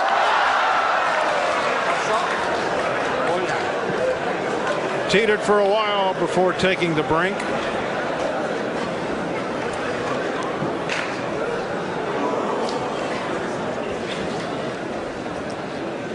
The position of the 7 and 8 has caused so many problems in this racket, but Yeah. all the players have had problems because of it. Ralf looking to see where he'd like to be. He's still. Does it go past the 8?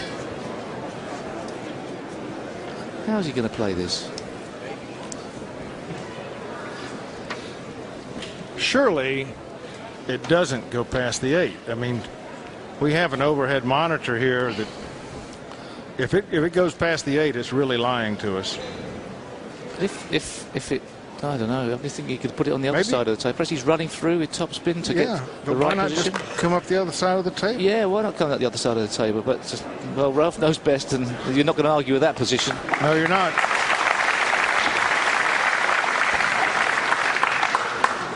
This is big. This pulls him to within 4. But Ronnie is up to break next.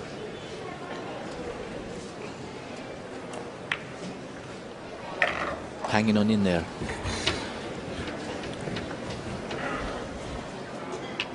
He's had some real trouble putting that cue ball where he wants it. If those troubles will go away, it could be another day. If he could just turn around an Alcano break, it could give him the inspiration he needs. That's exactly what he needs to do now, Steve. He's trailing 9-5, and he has got to capture a couple of breaks from his opponent, Alcano. Alcano not giving those up easily, and what a great control of the break shot he's had. Welcome back to Manila, the final, Alcano versus Souquet. And it started off with Ronnie Alcano flying out of the starting gate. No problems for him. 6-2 he led. Souquet has had a bit of a comeback, and he needs to make this one count as well. He's about to break off again. Let's rejoin Jerry Forsyth, Bob Guerrero, and Steve Davis.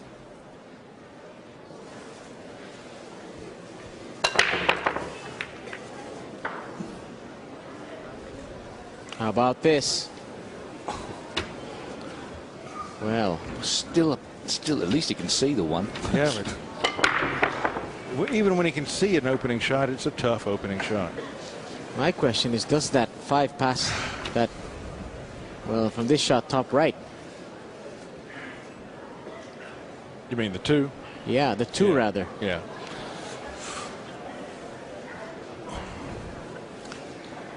Yeah, if he can make the 1 and get on the 2, he looks pretty good to get through this rack.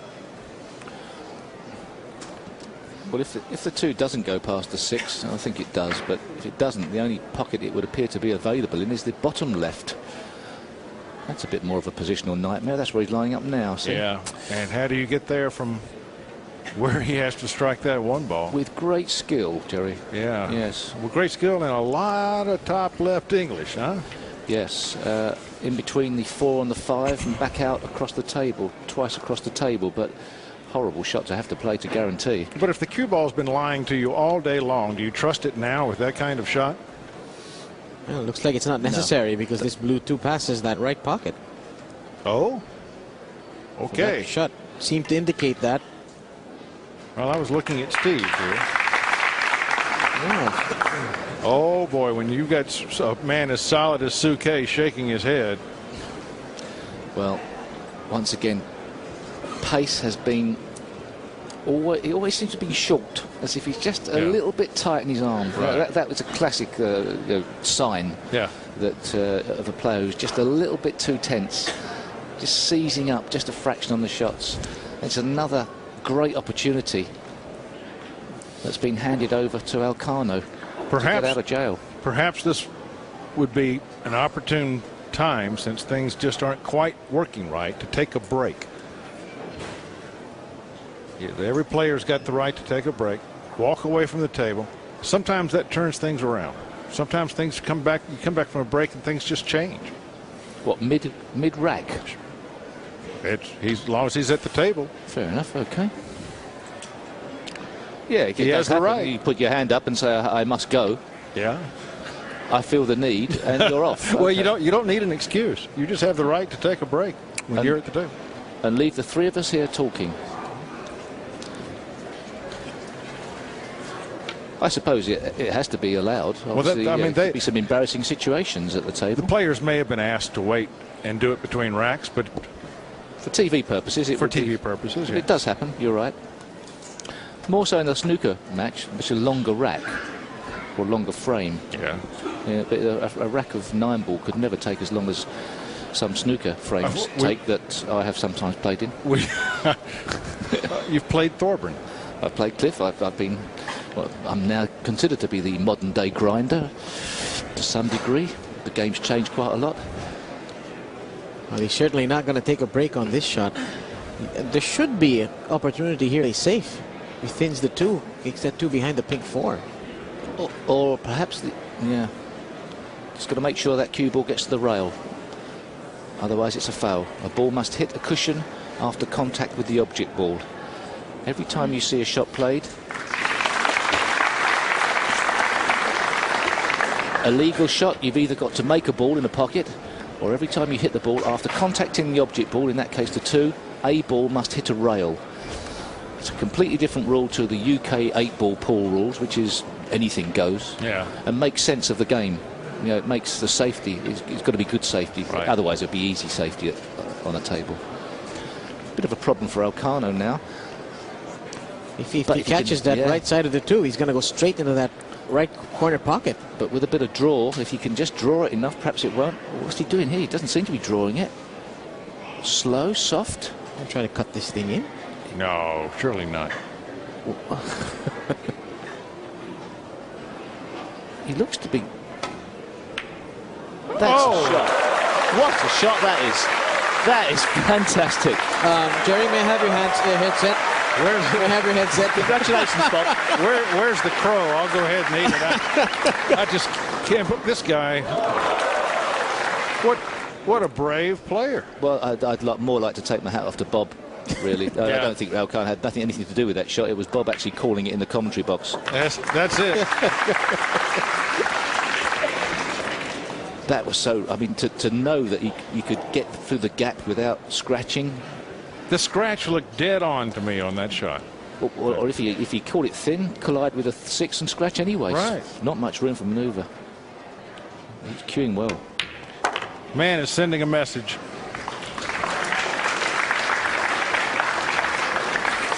You know, just when we thought that Ronnie Alcano was showing a bit of weakness, and then, you know, Ralf Souquet perhaps getting back into this match, we're right back to regular programming with that shot. Well, this better establish a very handsome tournament career for this man, because his days of challenge matches are over. No one's going to play him. Not without weight. Well, he may be sending a message to Ralph for the day, but if it carries on like this, I think the check's going to be sent to the $100,000 check's going to be sent to a Philippine bank rather than a German one. You have to feel for Souquet sitting in that chair. It wasn't that bad a safety. No, it wasn't. It was a great safety. It would have stopped almost any other player on the planet. That's a massive rack to win.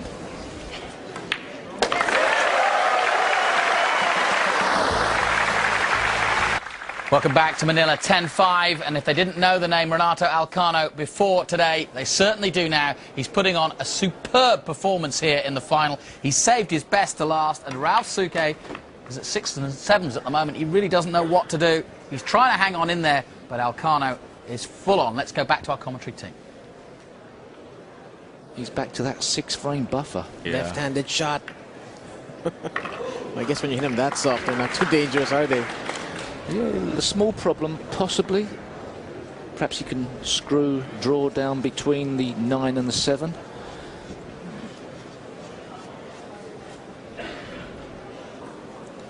He'd have to do well to not be on the 7.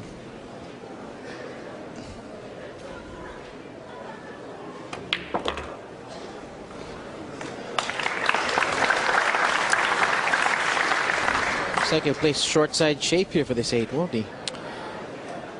I believe so, but that gives him the best opportunity to get precisely on the 9 ball. He is really showing us some smart 9 ball.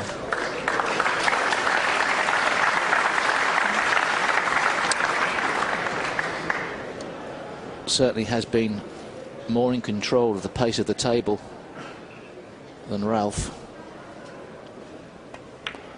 He's okay. That look headed for that second diamond.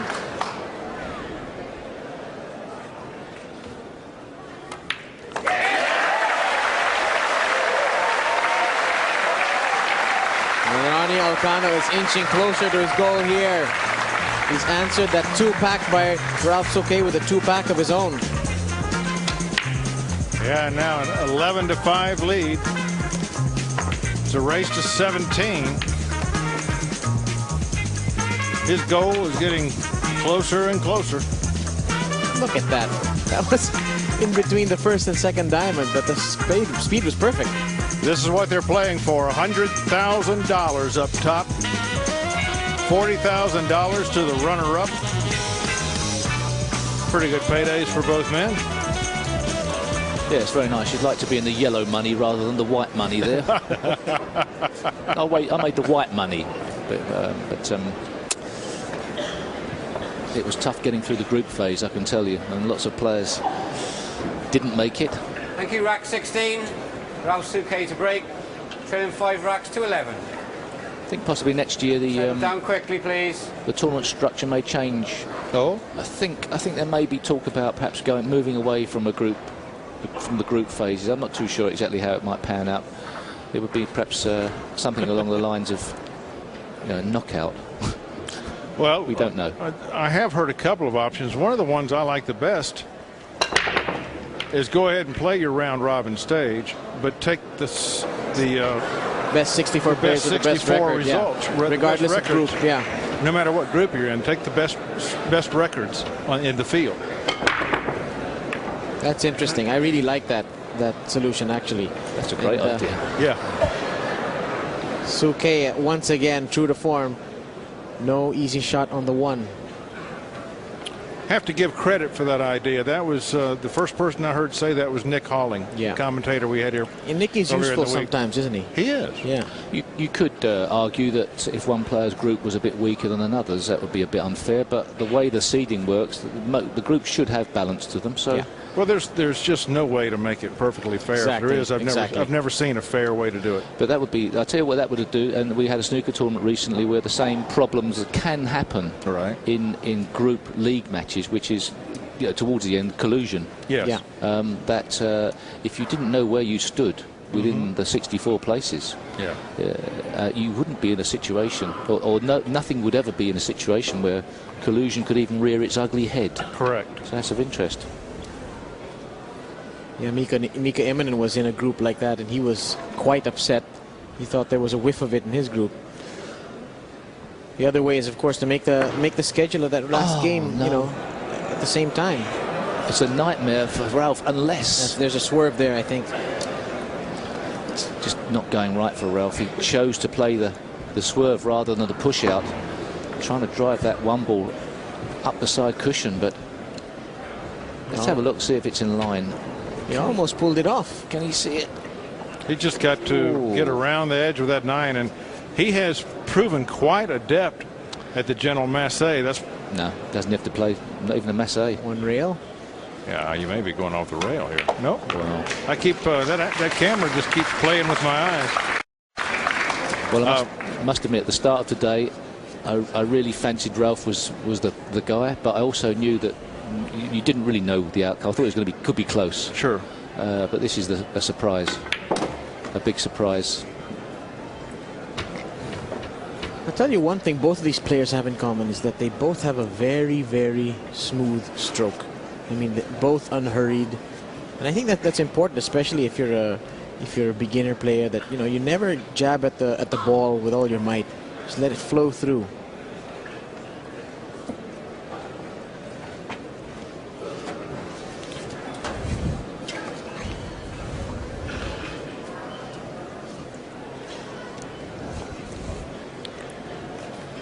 Well, we were just talking about a possible change of system next year where the best 64 records would go through. Under that system, Alcano would have been eliminated. He had a 1 and 2 record. There wasn't a hope of him making through. He came second in his group with the worst goal difference, so to speak. Right. But under the system where the leagues weren't really sort of balanced out, then he would have been somewhere like about 70th or 80th, perhaps. Yeah. There were a lot of players with 2 and 1 records that didn't get in. That didn't get through, and he had a 1 and 2 record and got through. So the math is so funny. He certainly grasped his lifeline from the group stage and is now just looking such a strong favourite, in total control. We've had runaways in the World Pool Championship before, since it's been in its current format. Yeah, Fong Pang Chao and Ismail Paez is one that comes to mind. But you're supposed to be, with alternate break, having a close match. You are.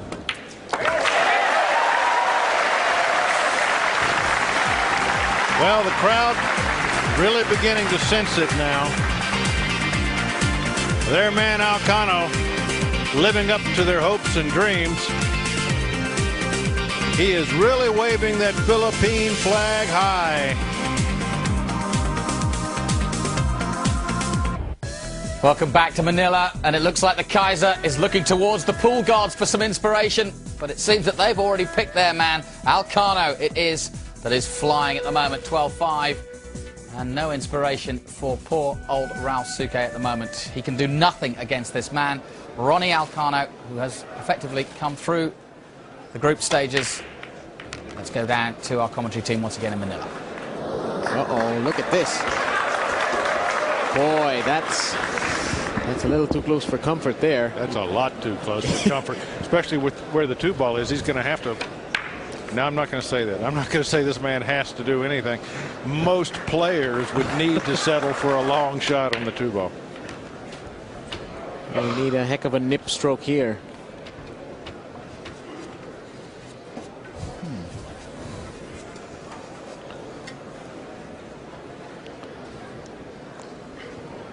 Oh, what has he got up his sleeve? Is he going to hide? Safety.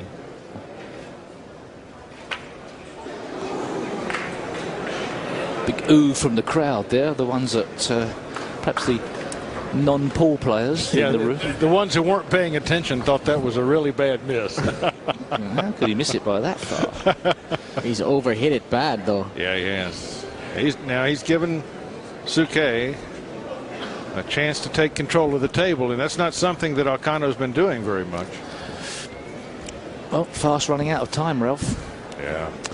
Yes, there was a little while ago a long way to go in this match, and all of a sudden it's changing quite quickly.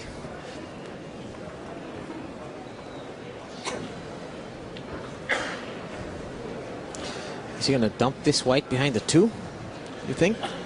Well, one? His speed control, let's face it, has been off throughout this match. So I don't know if I would try anything terribly delicate.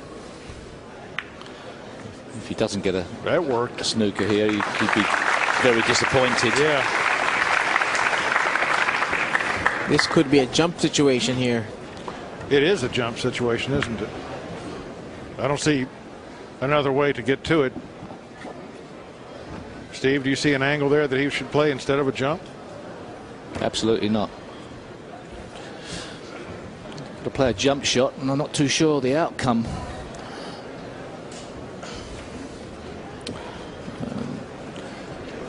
Can he, Bob? You know, you see these jump shots more than I do. I mean, how much screw back on a quality cloth like this could Alcano get? He's got the weight of 2 balls, the 8-ball and the 1-ball together. So if he plays a screw back, he could draw back to this top cushion. Oh, he hit it at a glancing shot. He's left it.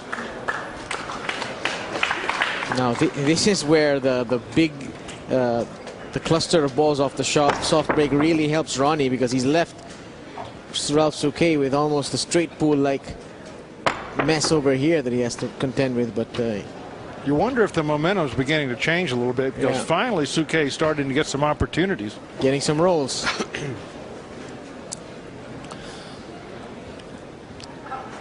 I suppose the biggest problem is, I don't know, 3 to 4 really. He's got to pot the 1, go across the other side of the table. No problem there.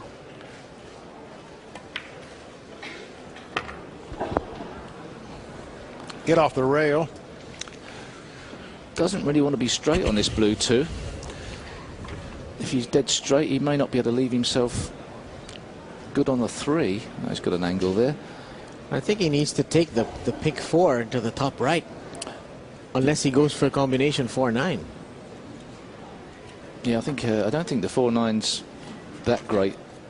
It's quite offline, but he probably has to play the 4 into one of the upper corner pockets.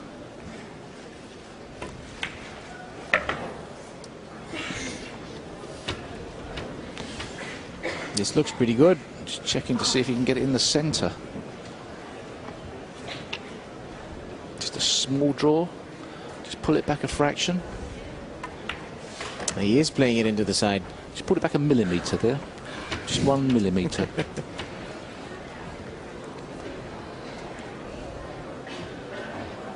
Well, this is that shot that could elude him. But if it goes, it will be a real confidence builder for him. Been playing with a new cue from the last time I saw Ralph. I don't know how long he's had that for. Isn't that a beautiful thing? Well, it's in the eye of the beholder, isn't it? Things like that. Well, but would you choose one like that? Has anyone come up to you and said, "Oh, what an ugly cue Souquet is playing with"? Yes. I won't name names. Really? I think it's. Have you seen it up close? It's magnificent inlay. I've seen it. Yeah.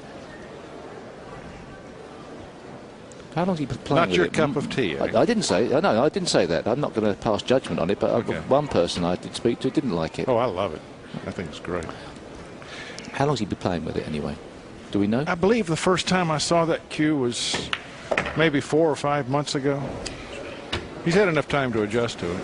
Plus, it's made by his old cue builder, Danny James. I mean, I'm sure Danny would put the exact same weight and balance in it that the old one had. Do you think? I mean, did Ralph pick those colours?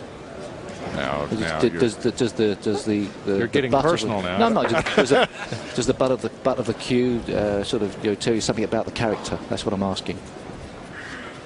Not really, because it's a rather flamboyant cue, and Ralph is anything but that. So secretly inside, there's a flamboyant player trying to get out. Perhaps he could be, hiding the cage fighter soul that he has. He's more of a sneaky Pete kind of player, I would think. Simple cue. Yeah.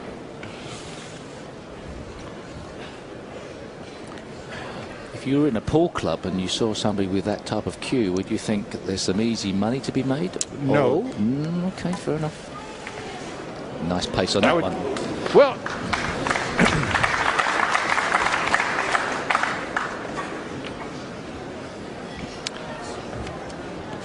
this cue. Anyway, Ralf Souquet grabs a rack back. Now trails 12-6. We just heard from London, and Jim White there has told us that cue, made by Ralph's sponsor, Joss Cues, Danny James of Joss Cues, has a value of $20,000. Welcome back. 12-6 at the moment. Ralf Souquet just broke off and then decided that safety was the best policy for him. But you can see by his body language, he's not a happy man at the moment. Alcano at the table. Yes, but he didn't want that clip. Not at all. Well, he's got a big fat cut here on this pink 4 to deal with. That's a very tough shot. That's the hardest shot he's had to play all day, I would imagine, to get this in. I know he's got a 6-rack buffer, but... Yeah, that was a bad clip. Bob, tell me a little bit about Alcano. Has he ever been married? Is he married? I know he has children. I believe he is. He's married, yes. I believe he is married. I saw him in one tournament. He was holding the hands of this little 4-year-old girl and walking around the tournament. So.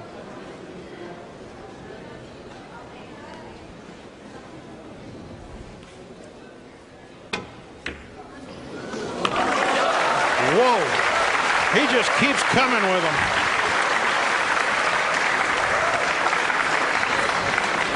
Well, we don't know one way or other about his marital status, but with that $100,000 in the account, it'd be slightly more of a proposition. Not that there's any cynicism in the booth. What a catch. Yeah.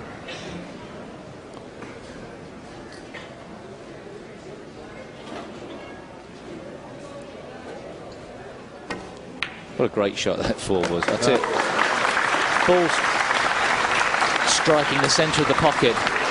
It all looked very, very good for Alcano, I must admit. The thing is, if we had a highlight reel of his great shots, it'd be an hour long. He just keeps coming with one great shot after another. Uh-oh. Oh, that's fine. For a moment there, he thought he was going to get out of line. Well, there was a lot of talk about a lot of the big-name Filipinos doing well in this event, but of of all the players that have stood up to the pressure, Alcano's cue action has been best. Never in the last 2 days or 3 days has he looked phased at all. He looks so relaxed in this table.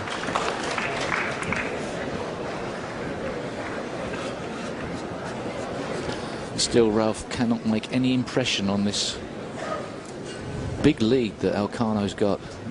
Keeps coming up badly off the break, can't get back in the game. Time running out.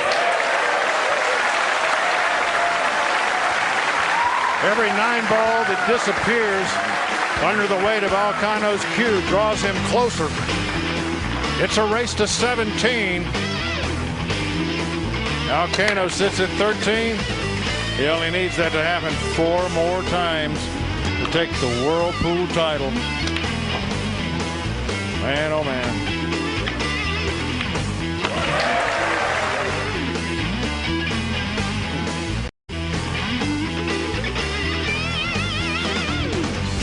Part of this crowd had left to go upstairs and watch the match from above. As they sense the end coming, they're bleeding right back into the arena. They want to be as close as possible to this man when the moment of exultation comes. There's some people watching from that great berth upstairs. Thank you, rack 20. Ronnie Alcano to break. We've got standing room only here. 6. That balcony gives a good shot of both table 1 and table 2.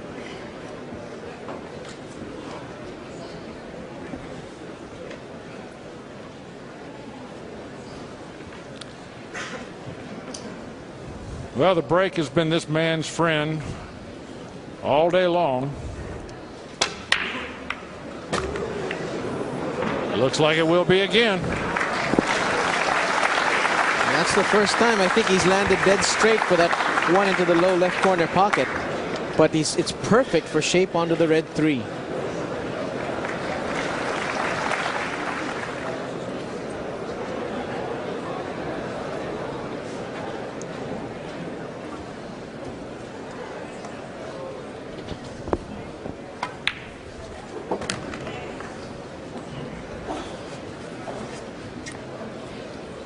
This 9-ball can look like a pretty simple game when you're breaking like this.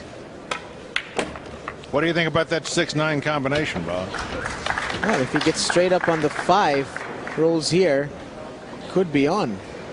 He could take it on. Right now it looks like just a simple follow and then a stop shot on the 5. Automatic shape.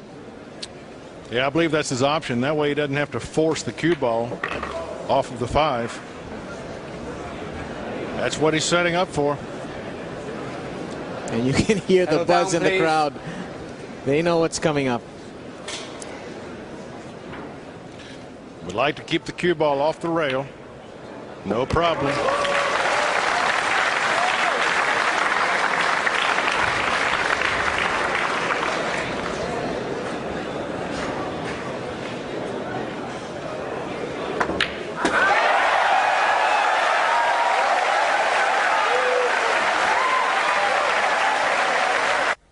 Welcome back. Ronnie Alcano in his seat right now, but he's sitting pretty because Ralf Souquet has got a long way back from 14-6 at the moment. He's 8 racks behind. He's at the table. He got 3 balls off the break, and he's just put the 2-ball in. Let's return to our commentary team. Stunned it. Yeah, I think he's decided it's time to unleash everything I've got. Let's go aggressive. The defensive route has not paid off for him. I'll tell you why. That was obvious there how quickly he decided to go for that. Yeah. As if, I wouldn't say throw caution to the wind, but just try and let himself go a bit more, just to play with a bit more natural fluency and let his undoubted talent do the work for him. Yeah. Well, if he's going to win, he's got to make things happen. And that's how you do it, by being going out on the edge a bit.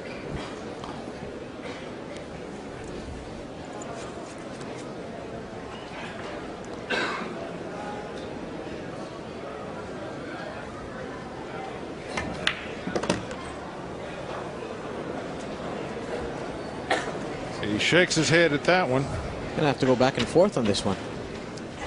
Yep.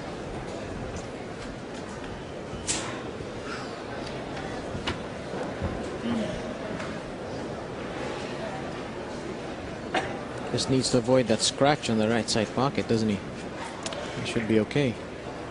I would think he would take that scratch completely out of the equation. I mean, the way things are rolling, you don't tempt that side pocket. Maybe just take that white along the head string. Yeah. Settle for the longer shot. Boy, this is a long bridge. This is a very long bridge. And it's a clumsy cueing angle. Not left-handed. Oh, no. No, he's not going to play that. No.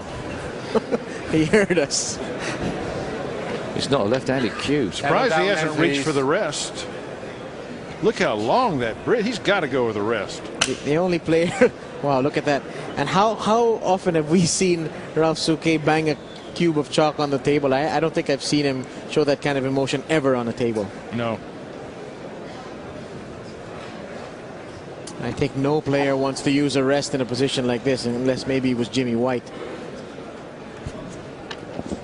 No, left. Well, you don't want to be playing this shot off-handed either. Oh, with spin as well. He's playing it with inside spin. Oh, what a great What a shot! shot. What a shot!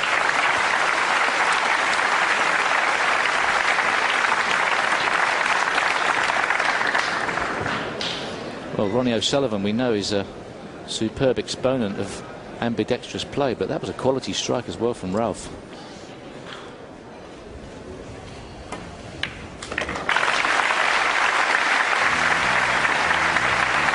Well, a small ray of sunshine for Souquet, but he needs a lot more warmth than that. Heavily behind now. He trails 14-7 in a race to 17. Welcome back to Manila.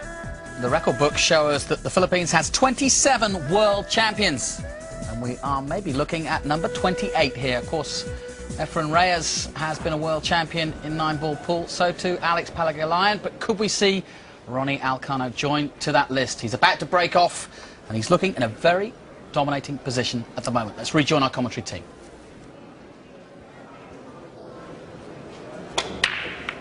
Ooh. Boy, he barely missed that side pocket. He was really teasing it. This one of the more difficult openings that Alcano has presented himself with. But Bobby's got a two-way. The way this table's setting up, he's got a two-way shot. He can go for the one ball in the corner and get shape on the two. And if he doesn't make it, he's got a safety. So. Well, he just has to dig in and slide this white ball over to that lower right-hand part of the table. He's got to play this very delicately. Yeah. It would seem to avoid hiding behind the 4 and 3. Oh, the bank shot. It's the second time he's come up a bit wrong on that bank shot, but he didn't take long in deciding that was the correct play. But once again, clever play, like an element of safety, you know, that perhaps, well, I wouldn't have seen. I would have thought it was risky, but played it pro side. Yeah, that's the key, to play those banks with the right pace so that you don't leave your opponent with the ball over a hole. Yeah, if he had missed that on the short rail, much bigger chance of him selling out there.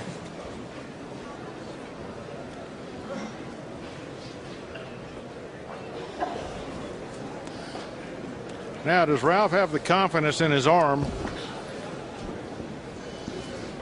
to pull this off? Because he also has a bit of a two-way shot here. He can, well, no, to be honest with you, in this situation, I don't know what to advise this man.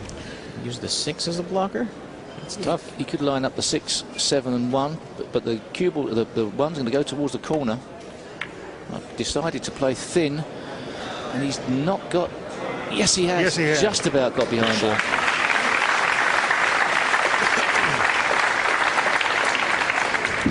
That's a tough jump shot. How good a jumper is Alcano, Bob? I don't think he's quite at the level of the Yang Qingxuns, but I don't think anybody is. No. But Ronnie does jump.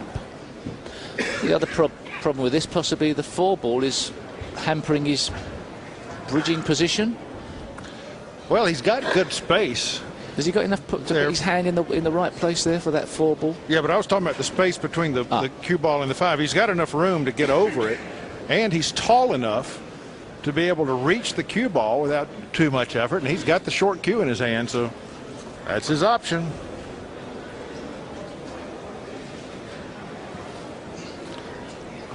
Going to try and hit this full in the face, you would imagine. Yeah.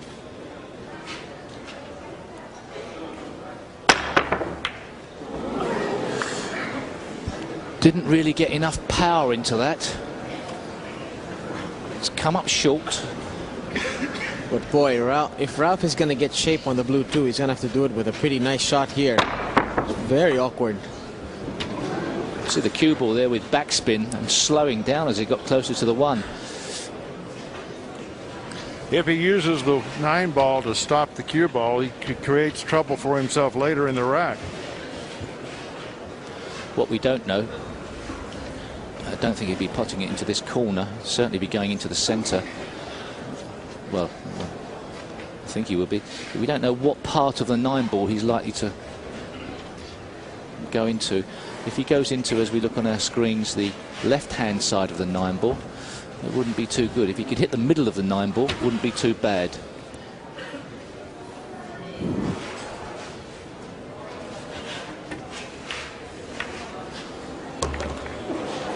Yuck. Oh, he's behind the 4. Always risky.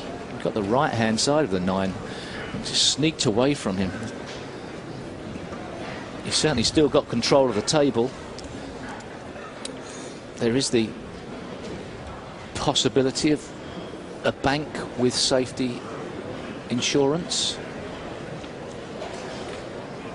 I'm not sure he can get to the bank. Well, I was thinking he might be able to cut this blue 2 in, but then there's absolutely a myriad of problems around the table as the cue ball would whiz all over the place. I don't think he can see that side of the ball, Steve. I could be wrong. And it's hard to tell from that shot whether he can see that side of the ball. It's close. I think he can bank it. It's just, I think he can bank it and play a containing shot, take the perhaps, 2 up. But perhaps the safety behind the 9's a more guaranteed way of going about the rack. Why risk the bank and leave your opponent the chance to play a good safety, even if you do stop him from running the rack? Now, what's this look? Looks like he's trying to get behind the 9 here, I think.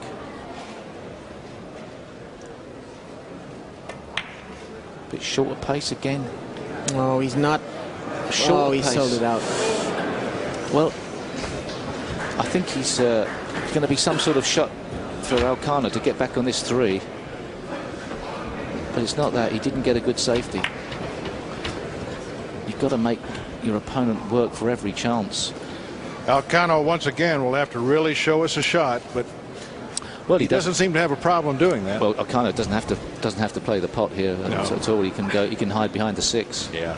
Should he want to. Well, if enough of it's poked out, he could play a power shot. He's digging down into that ball. Oh, it's not bad. No, it's not bad at all. He's got to be hit accurately, though.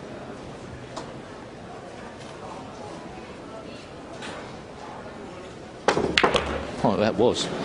But, watch out. And it's a big but. I've got a. Why didn't he follow that off the single rail and take the 3 low right? Could he have? Was that shot on? No. With the right hand? No. No, he's on the wrong side of it. I reckon he's going to try and kick at this.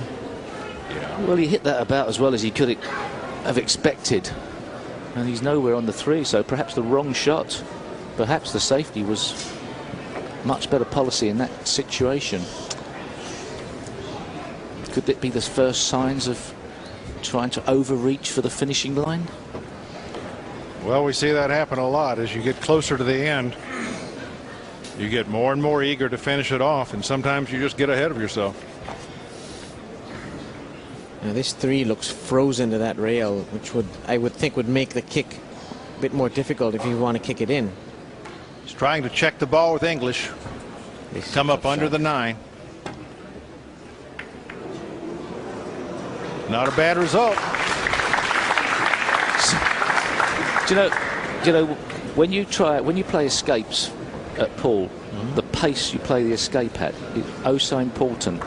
Years of experience of playing in clubs, playing for your livelihood, whether in competitions or for money, has taught Ronato Alcano that, okay, if he mishits the shot and doesn't get it right, the pace of the shot then becomes important. And all of a sudden, 3-ball goes to the side rail, causes Ralf Souquet a problem. Right. If he hits it right, makes the ball anyway. Yeah.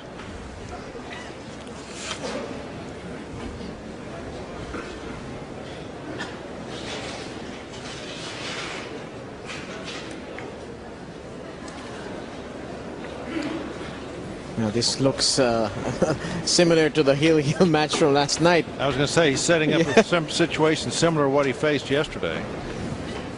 And he won that little exchange with a beautiful shot. He being Souquet.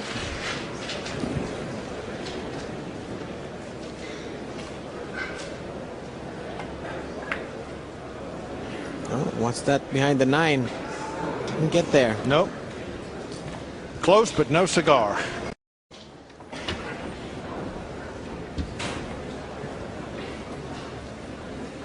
No open, easy pocket for the 3-ball, though. So it looks like we're going to be trading safeties for a little while. There's the man of the moment. And don't you know he is enjoying this situation? He'll try to use the 4-ball here as a blocker, you think, Jerry? Steve? Yeah, I don't know. I don't know what he's going to use as a blocker there.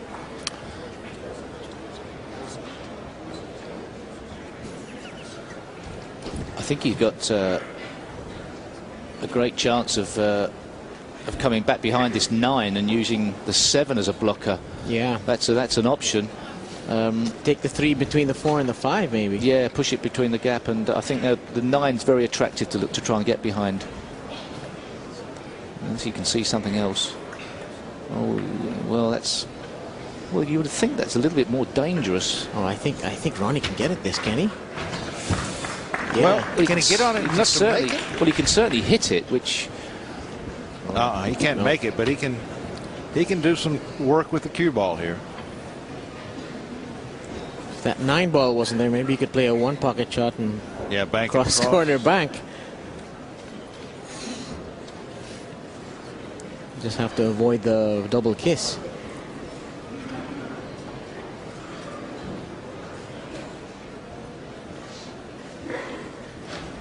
Very thin, leave the 3 in the middle of the table.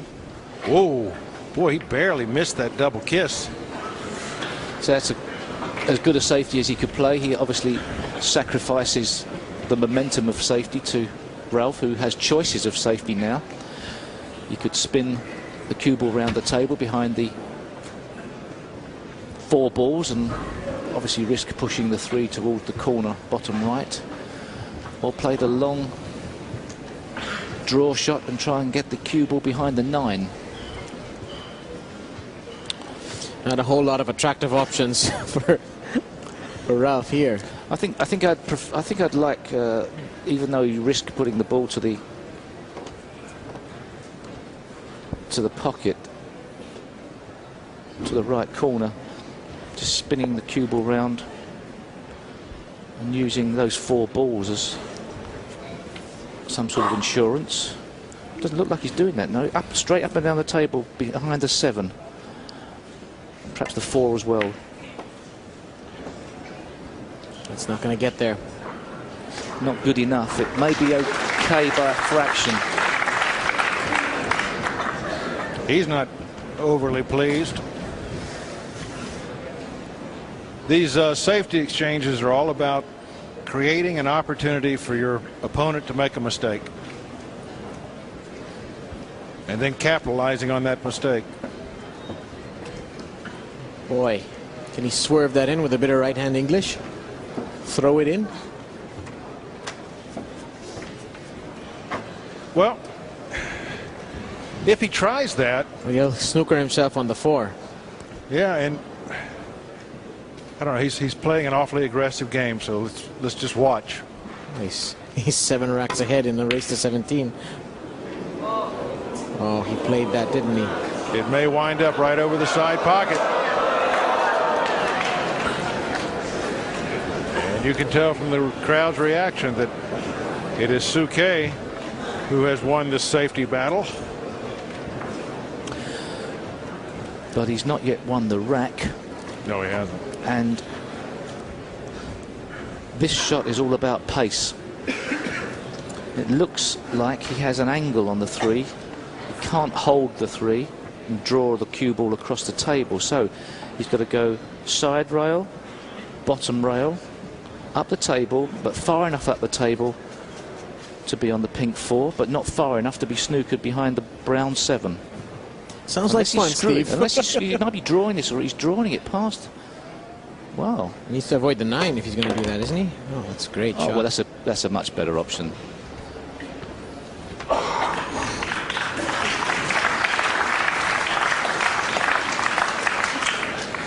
The tough work should be over.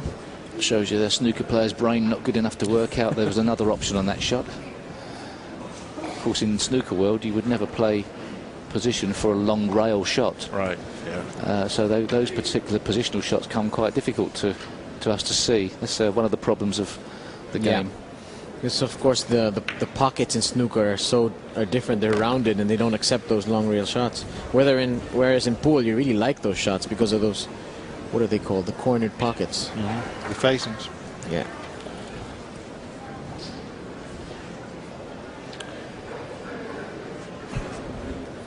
Well, Alcano is breaking next, so Souquet really needs this rack just to keep within sight. Pulling his sleeve up so that he doesn't foul that 6 ball. Nigel Reese in position to watch for that.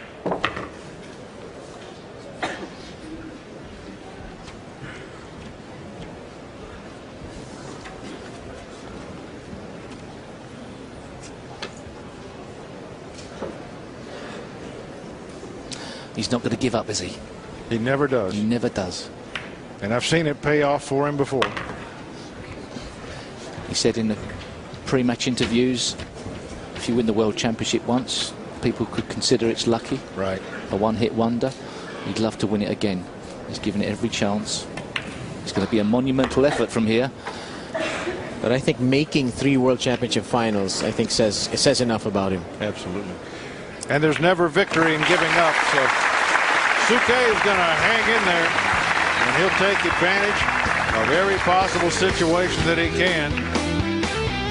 We've seen bigger miracles in the world of pool, but right now Alcano in a very, very comfortable position. And he needs every rack. Here he is, Ralf Souquet, former world champion. Can he come back? It would be an amazing comeback if he did. Let's rejoin our commentary team in Manila. Watch the 9 in the side. Oh, he still hasn't got a great layout. Well, the 2's trying to get to the pocket there. And the 3 and the 7 are tied up. I don't think I've ever seen, certainly in a long match like this, we haven't seen too many in the World Championship, but I mean, I don't think I've ever seen a player consistently get a bad run off the break.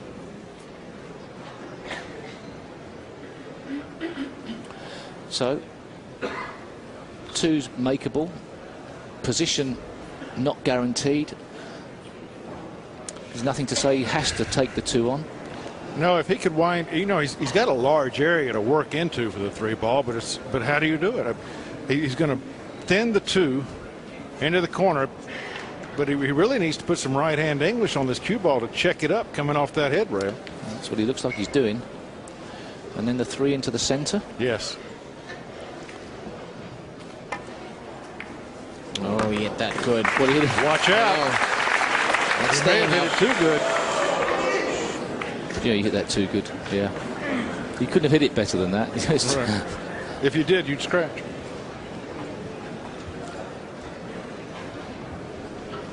Look at the way this cue ball checks up coming off the rail. That takes a great deal of bottle, as they say. A lot of bottle. Being able to play under pressure. Bottle. I won't tell you the derivative of it, but it's a bit of Cockney rhyming slang for you. Yeah. Good shot under pressure. Let's put it that way.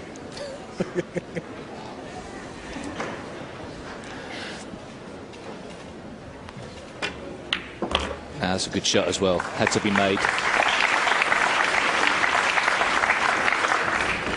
Well, quickly tell me one bit of trivia that you just put in my mind. Where does the term Cockney come from? You're looking rather puzzled. Aren't you from Britain? Oh. I'm going to stay away from this one. I'm just going to stay quiet here on the side of the booth. I'll tell you what. Wait a minute. I mean, I'm going to get slaughtered here, because not that I'm not a Cockney. You have to be born apparently to be a true Cockney from London. To be born within the sound of Bow Bells.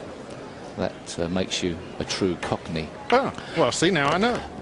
But I've got to be honest. Yes. I'm floundering. You've absolutely slaughtered me now. Oh no. I'm going to think. I'm going to shut up for a while and think. Well, we shan't call the Queen. Oh, she could have been a Cockney. I'm not sure. Hasn't got the same accent. Meanwhile, back at the ranch, Souquet making his way through this rack. Okay. Answers on a postcard via Sky TV back in England, and I'm sure that Jim White from Canada can let me know, and within seconds I can tell you the answer. You would think a Canadian would know that. He does. He knows a lot of things, Jim White, back in that, our studio back there.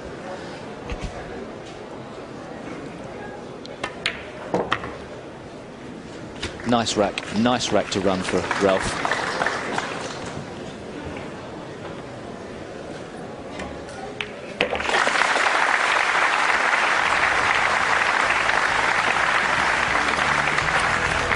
Souquet still proving tenacious.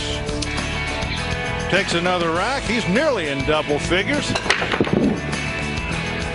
Boy, he almost had a quick rack there, too.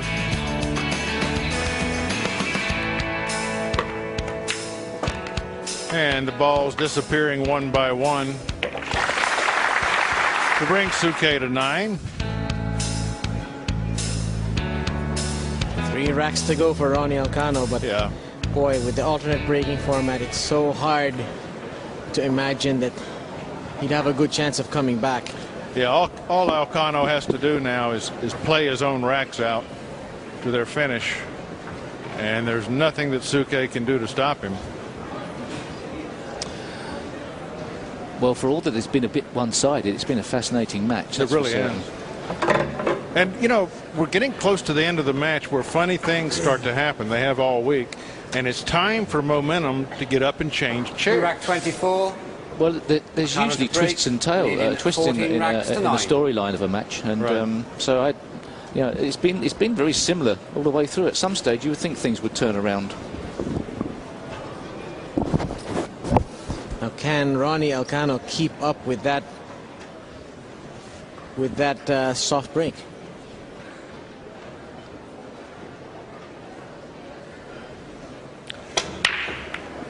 That's a good soft break there.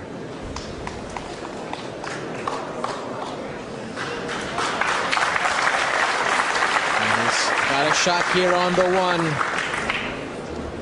1. Just needs to hold for the big 4. We've just gotten that telegram from London, Steve. Tell me about it, Jerry. Cockney is a 14th century term. Right. That refers to people who make their living by their wits rather than by their muscles. And you were correct. They have to be born within the sound of the Bow Bells. Brains rather than brawn. Yes. I only know one bit of Cockney rhyming slang, and it can be used to describe, perhaps to describe Ralf Souquet right now, but I just don't want to go there. I don't quite have the bottle.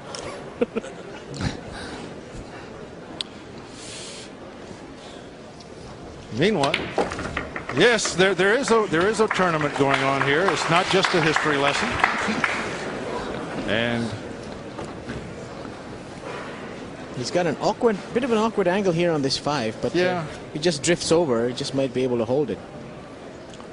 Well, he's been able to work out tougher situations than this today. Well, Ralph sitting in his chair, looking pretty serious. I think he's sort of more relaxed now, but it's not a case of whether he can convert the opportunities. Because I think he can. I think his cueing action's stronger now than it was at the start. It's just whether he gets the opportunity. Because this guy's forged ahead and deserved his lead. He doesn't show any signs of faltering at the moment.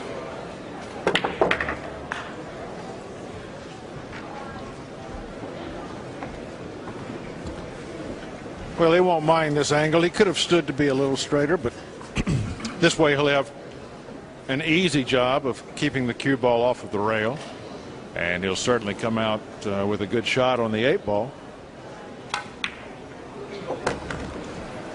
Now we have to wonder if the curtain is beginning to draw to a close. Alcano 2 easy strokes away from being 2 games away from the World Championship. And this man, there's just nothing he can do while Alcano's at the table. 5th break and run out for Ronnie Alcano today.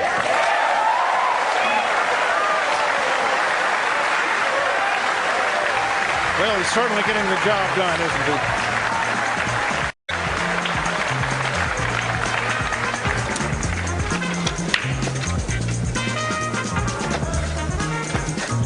I tell you, I really do admire the composure that Alcano has exhibited today. With all the pressure on him playing in front of the home crowd, you'd never know it. He's cool as a cucumber out there. He certainly is. It'll be interesting should the Volcano get over the line to see his reaction, because he's been completely in control of himself. You know, it's such a big moment in somebody's career that, you know, usually there's a welling up of emotion somewhere down the line. Yeah, at some point the emotion has to come out. He looks completely in control, but Thank you, rack 25. what an achievement. Ralf Souquet to break. What an achievement for somebody 9 who's racks to 15. lived in the shadows of some of the greats within the game. Settle down then, please. Yeah, To finally have his moment on his home territory. I mean, you know, it's a dream. he's just got to sort of keep all those emotions under wraps just for a couple more racks. And we've seen some big-time celebrations on this final before in the past. Earl Strickland, remember him getting on the table? Yeah. In 2002. And Alex Pagulayan jumping up on top of the side of the set and dancing. And Wu Cha-ching, you know, raising his cue and the bridge at the same time. And once again, Souquet getting the standard roll off his break and no shot on the 1-ball. Well, some days, Ralph, it's just not your day, mate. But, you know, Ralph has had a tremendous year. He won the BCA in Las Vegas, won the Derby City, which is a tough tournament, and then he won the World Pool Masters for, what, the 15th time, probably? Yeah, he's had a great year until now. I think he's won the World Pool Masters 6 times now. 5 or 6 times. Owned that event. I think if at the start of the week you'd have asked either player would they have settled for 2nd place, they would have bitten your hand off. Yeah. But of course, once you're in the final, different story. Yeah. There's so many great players to get anywhere near the final stages. Takes a great deal of top-class play, a bit of luck, lots of nerve. Souquet cannot afford to turn this table over with a shot. And yet he can't afford to push out to a situation so tough that he can't handle it. Sometimes you've seen the Filipinos would kick off 2 rails and try and catch the 1 and use the 8 and the 9 to snooker their opponent behind. But I think that's what you're going to find Souquet doing. Well, it must be the fact that the rest of the table's pretty open that he couldn't afford to do that. But there is some insurance in as much as the black 8 is only available into 1 pocket. Yeah, he was just looking at putting the cue ball behind the 5 for a jump, but that's not a good option when you've got a man who can jump the ball like Alcano. What do you say you give him a long draw on this 1? So I think he's got to hit the ball. He's 2 cushions. He can't give up a push here. 2 cushions, try and get a good snook. Oh, 1 cushion. Did he? Watch out for the scratch. Shot, full hand. Now he's just got the insurance of the 8 to rely on.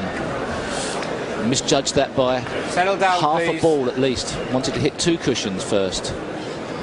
I think the 1 goes past the 5, yes.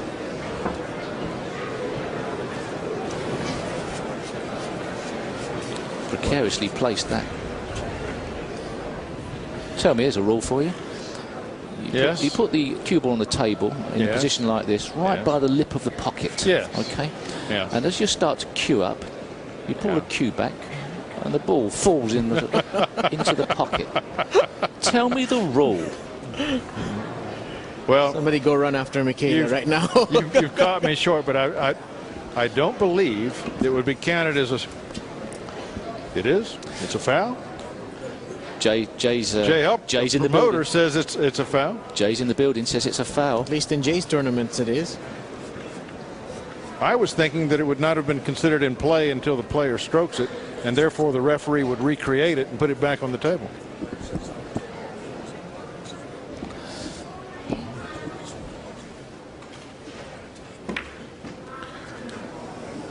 Well, now.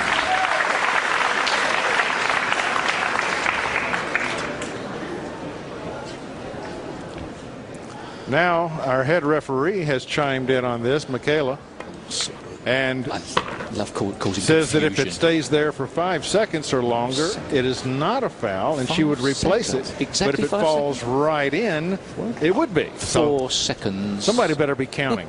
About 4 3/4 seconds. I mean, you know, when it gets down to numbers, you know, 5 seconds. Who's counting? Meanwhile, at this rack, Yeah, pardon us for wandering.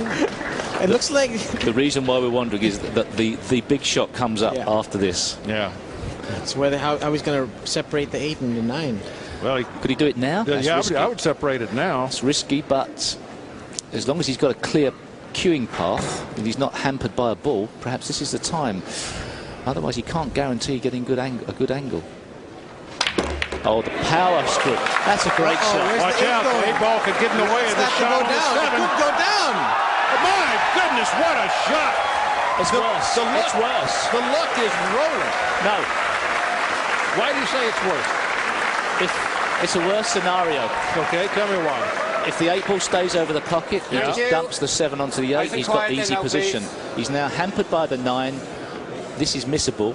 Probably still Okay. get it. He's been queuing great, but he's Yeah. now a bit more missable. I'm sure he'll get it, but that's not the point. He's trying to draw. Yeah, he is.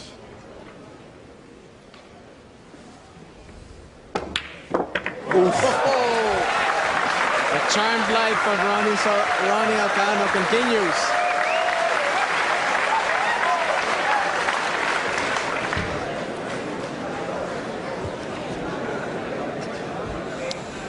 This shot, More or less wrapping the things up, isn't it? This. it really is. Listen to the crowd if he makes this one.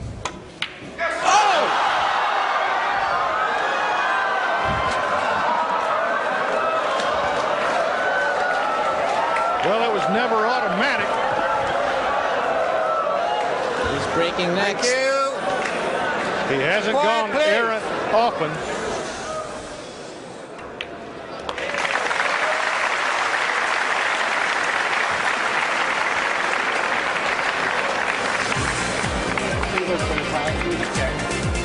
That would have put Alcano on the hill. Instead, it put Souquet into double figures. Twitch. Oh, the things that happen in the latter part of a match. That squirted on him. That squirted on him. Oh, just a little bit of movement.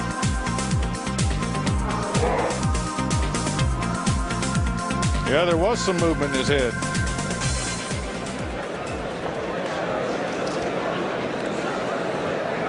So now, the task for Alcano is to collect himself, put that shot out of his mind. Well, he's got a few more cherries to have a bite at. Yes, he does. He's got a little bunch of them there waiting for him. Yeah. But it doesn't do Thank you. Rack 26. doesn't do much to your psyche when Ronnie Alcano to break. a shot like that to the system happens. Leading 15 racks to 10. Just had a look at the rack there for some reason. What would it be to? Would it make any difference to the shot? He's been breaking the same way all the time. Just checking that the balls are touching each other. Yeah, he wants to make sure those top three are right together so that he can play that firm draw he's been playing. Ooh, whoa. Ooh-wee. That was, but it turns out perfectly. Or does it? Well, does it? Just a bit rattled, I think. Just a little bit rattled by that last 9. That's the first time he's actually gone to the side rail before the pocket, I think. Yeah, absolutely. I think. More of a cut break there. Just a bit more body movement. You saw it on the 9 ball. One of the toughest opening shots he's had. You know what? From the top view, it looks like it's perfect if he banks it. Perfect position on the blue too.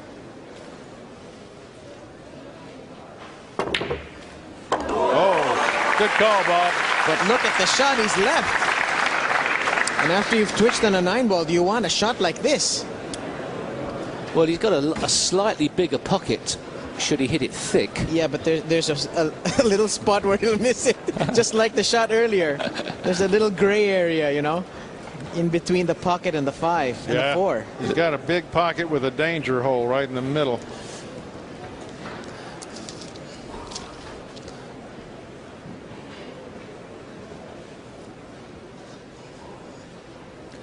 Of course, if he just does contact the 4, may not be automatically on the 4. Yeah, that's his next shot. So beautiful. Oh no! I think he's gotten snookered. Have a look at the situation. Oops. Yeah, he's done himself in on that shot.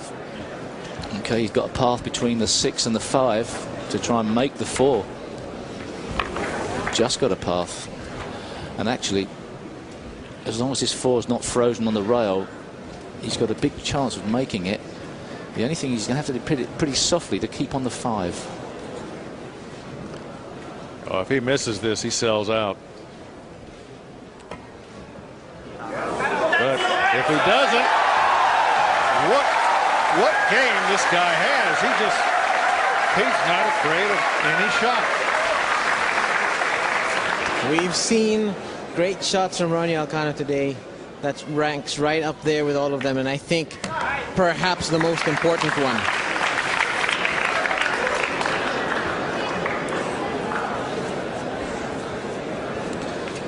He must stay calm. This rack takes him to the hill. But, well, getting to the hill first in a World Pool Championship Finals, if you think that guarantees victory, try asking Kuo Po Cheng what he thinks of that. Absolutely. But of course, that was with winner's break. Yeah, that was a different format. Yeah.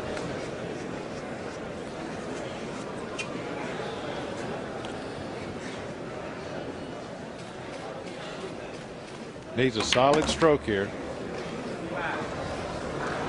That'll do it.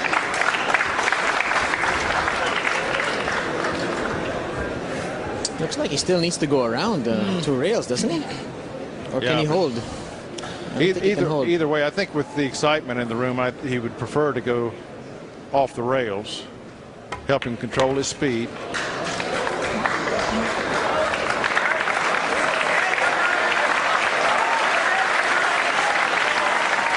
The crowd now needs to do him a favor and be still.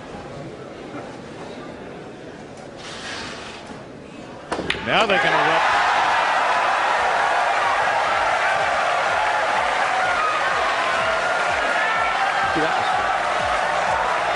What a great atmosphere.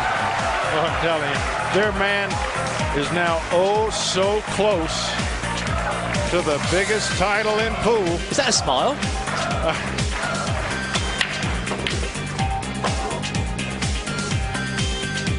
What a great story he is. He's lived in the shadow of Reyes and Bustamante, and now he is coming into his own.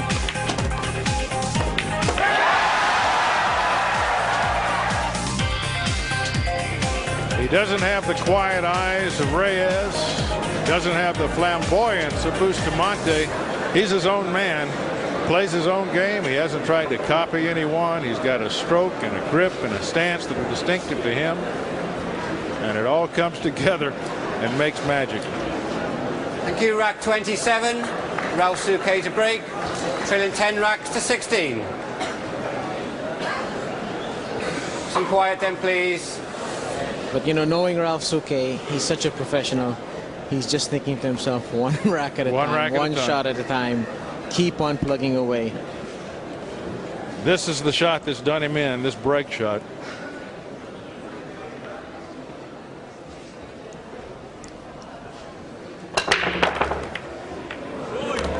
The 9. Watch the 9. He needed that. He needed that, and he deserved it. And the crowd's giving it to him.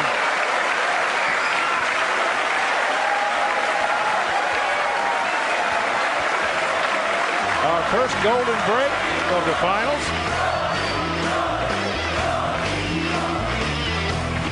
But now, Alcano comes to the table with what could be, what he hopes will be, his final break. Look at this 9-ball just barely escaping the 2. And Souquet finally gets a roll. As if the fates are tossing him a crumb. Some of the best American car chases in films couldn't have orchestrated as close a shave as that. Yeah. But, you know, that's a pretty respectable scoreline. I mean, Ralf was down pretty bad, but he's hung in there. But now the moment 28. for Ronato Alcano. Break, leading His 16 soft racks to break 11. has been magnificent. Can he conjure up just one more of them? And can this crowd control themselves and prevent themselves from robbing him of an opportunity? Well, the crowd have been fantastic today. They've given credit where it's due. They'd love to see their man win. This place will truly erupt. He's nailed it. Has he? Nailed it. Oh, that 5 is in the way. He's in trouble. Oh, boy. Certainly not what he was wanting. Souquet is just 5 racks away, you know. I mean, it's not out of the realm of possibility. If I think he needs to duck here, don't you think? Oh, sure. Yeah. And he's he got- hears it too. Yeah, he's got a great place to duck into down here at this end of the table. Hey, Steve? Well, it was hard not to be there, really. Ouch.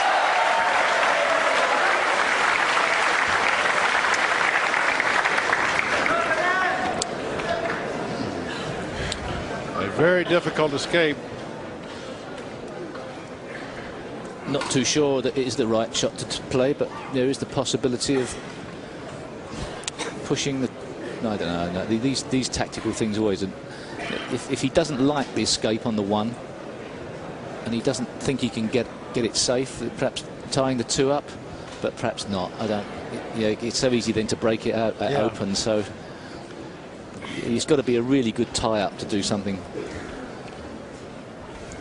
as a choice other than trying to get an escape and get lucky. Right now, he's measuring the angle off that side rail to use. The natural path of the cue ball may mean clipping the 4 ball, so he may have to put some side spin on, which means he wouldn't be able to hit it so hard, and that even is a problem. Yeah, it does look like the 4 ball is right in his way. So looking short rail. Yes, he is. Just before the middle jaw. But that's tough because his cue ball's so close to the short rail. On occasions he's played this shot, he's been very, very accurate in getting it very close. I don't know how he does it. I don't either. This is such a hard way to go, but he's an expert at escaping, but this is tough. The tournament could ride on this Oh, what shot. a shot. Oh, he deserves What something a here. shot. Oh, he deserved that. That's a fantastic shot. And it's not a bad leave either. I mean, Alcano can make this one into the side pocket, but how on earth does he get over for the blue 2? I don't see that he can because the cue ball is going to be moving in the other direction. Great shot from Ralf Souquet. That's why he's been such a stalwart of the Mosconi Cup team for many years. Yeah, I thought it was a crime that he didn't make the team last year. Yeah. He's back this year. Maybe take this 2 where the 1 was. No. Playing a safe. That was not a miss. He's playing the safe. See, he wasn't at all trying to get on the 2 ball, so there's no way he was going for that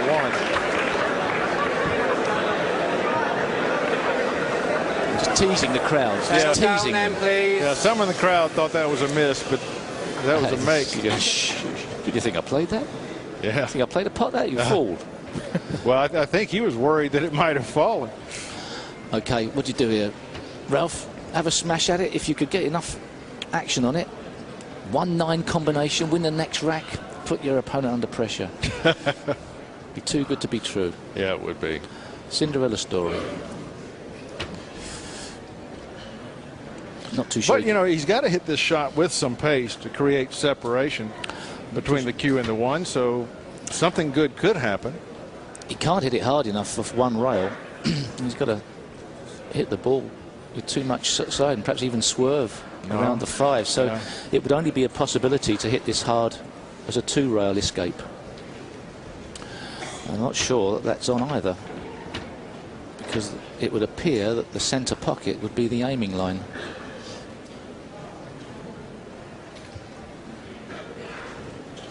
Well, he's shown to be the master of angles. Remember that safety that he got out of very, very early in the match. This one rail escape looks, it's very hard to get this safe. Yeah, he's going to hit this hard, I think. This takes any good roll on the 9 out of the equation. Oh, it's a 1-9 combination. Is the 1-9 combination on? I don't think 2 might be in the way. If it was, would he take it? I don't think he can see that combination, Steve. The 2 ball's too close. He'll take a look. Is the 3? Is it 1-3 on? I don't know. He may be in a tough spot here. Yes, full hand. Oh, that's good. That's good awareness by Ron. Oh, it's there. It's there. Ronnie Alcano got here on the last bus, and he's proven he deserves to be in this competition. And now, I'm not sure if this is. Yeah, it's okay as long as he hits it. Here we go.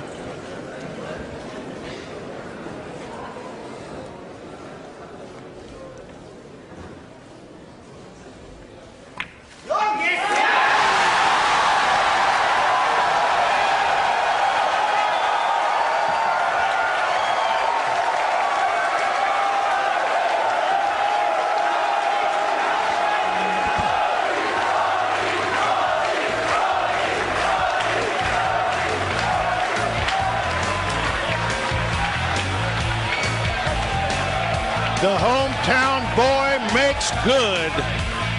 Ronnie Alcano, the new champion of the world in 9-ball pool.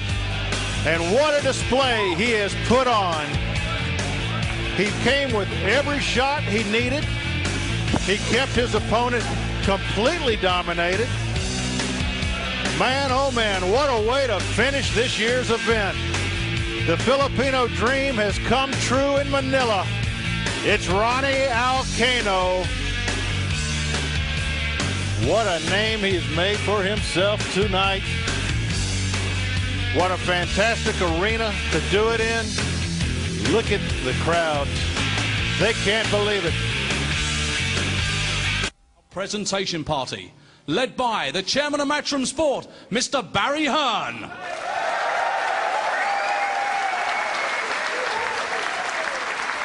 The chairman of the Philippine Snooker and Billiards Association and the chairman of Rare Sports and Events, Mr. Jens Macabenta. And ladies and gentlemen, the vice president of the World Pool Association, Mr. Thomas Overbeek.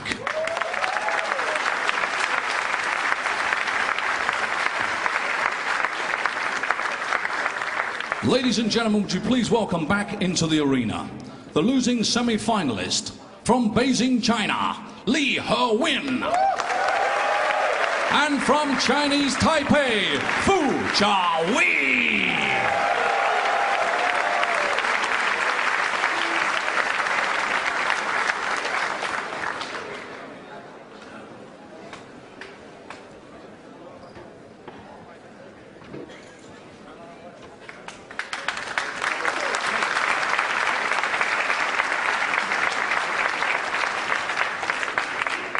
Ladies and gentlemen, the runner-up to receive his silver medal, would you please welcome the Kaiser, Ralf Souquet.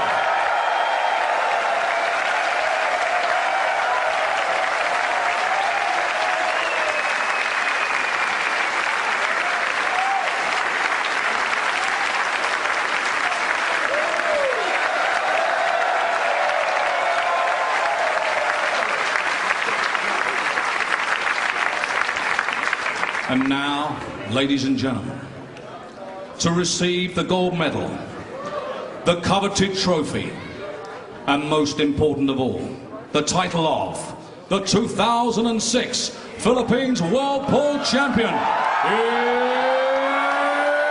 it's Ronato Alcano!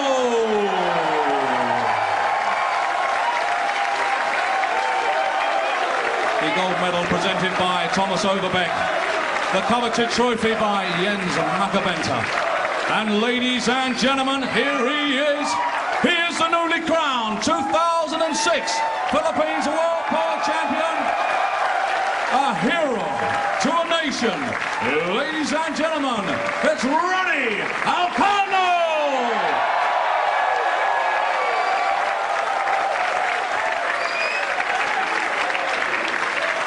And now, would you please welcome, from ESPN, our presenter, Anthony Suntai.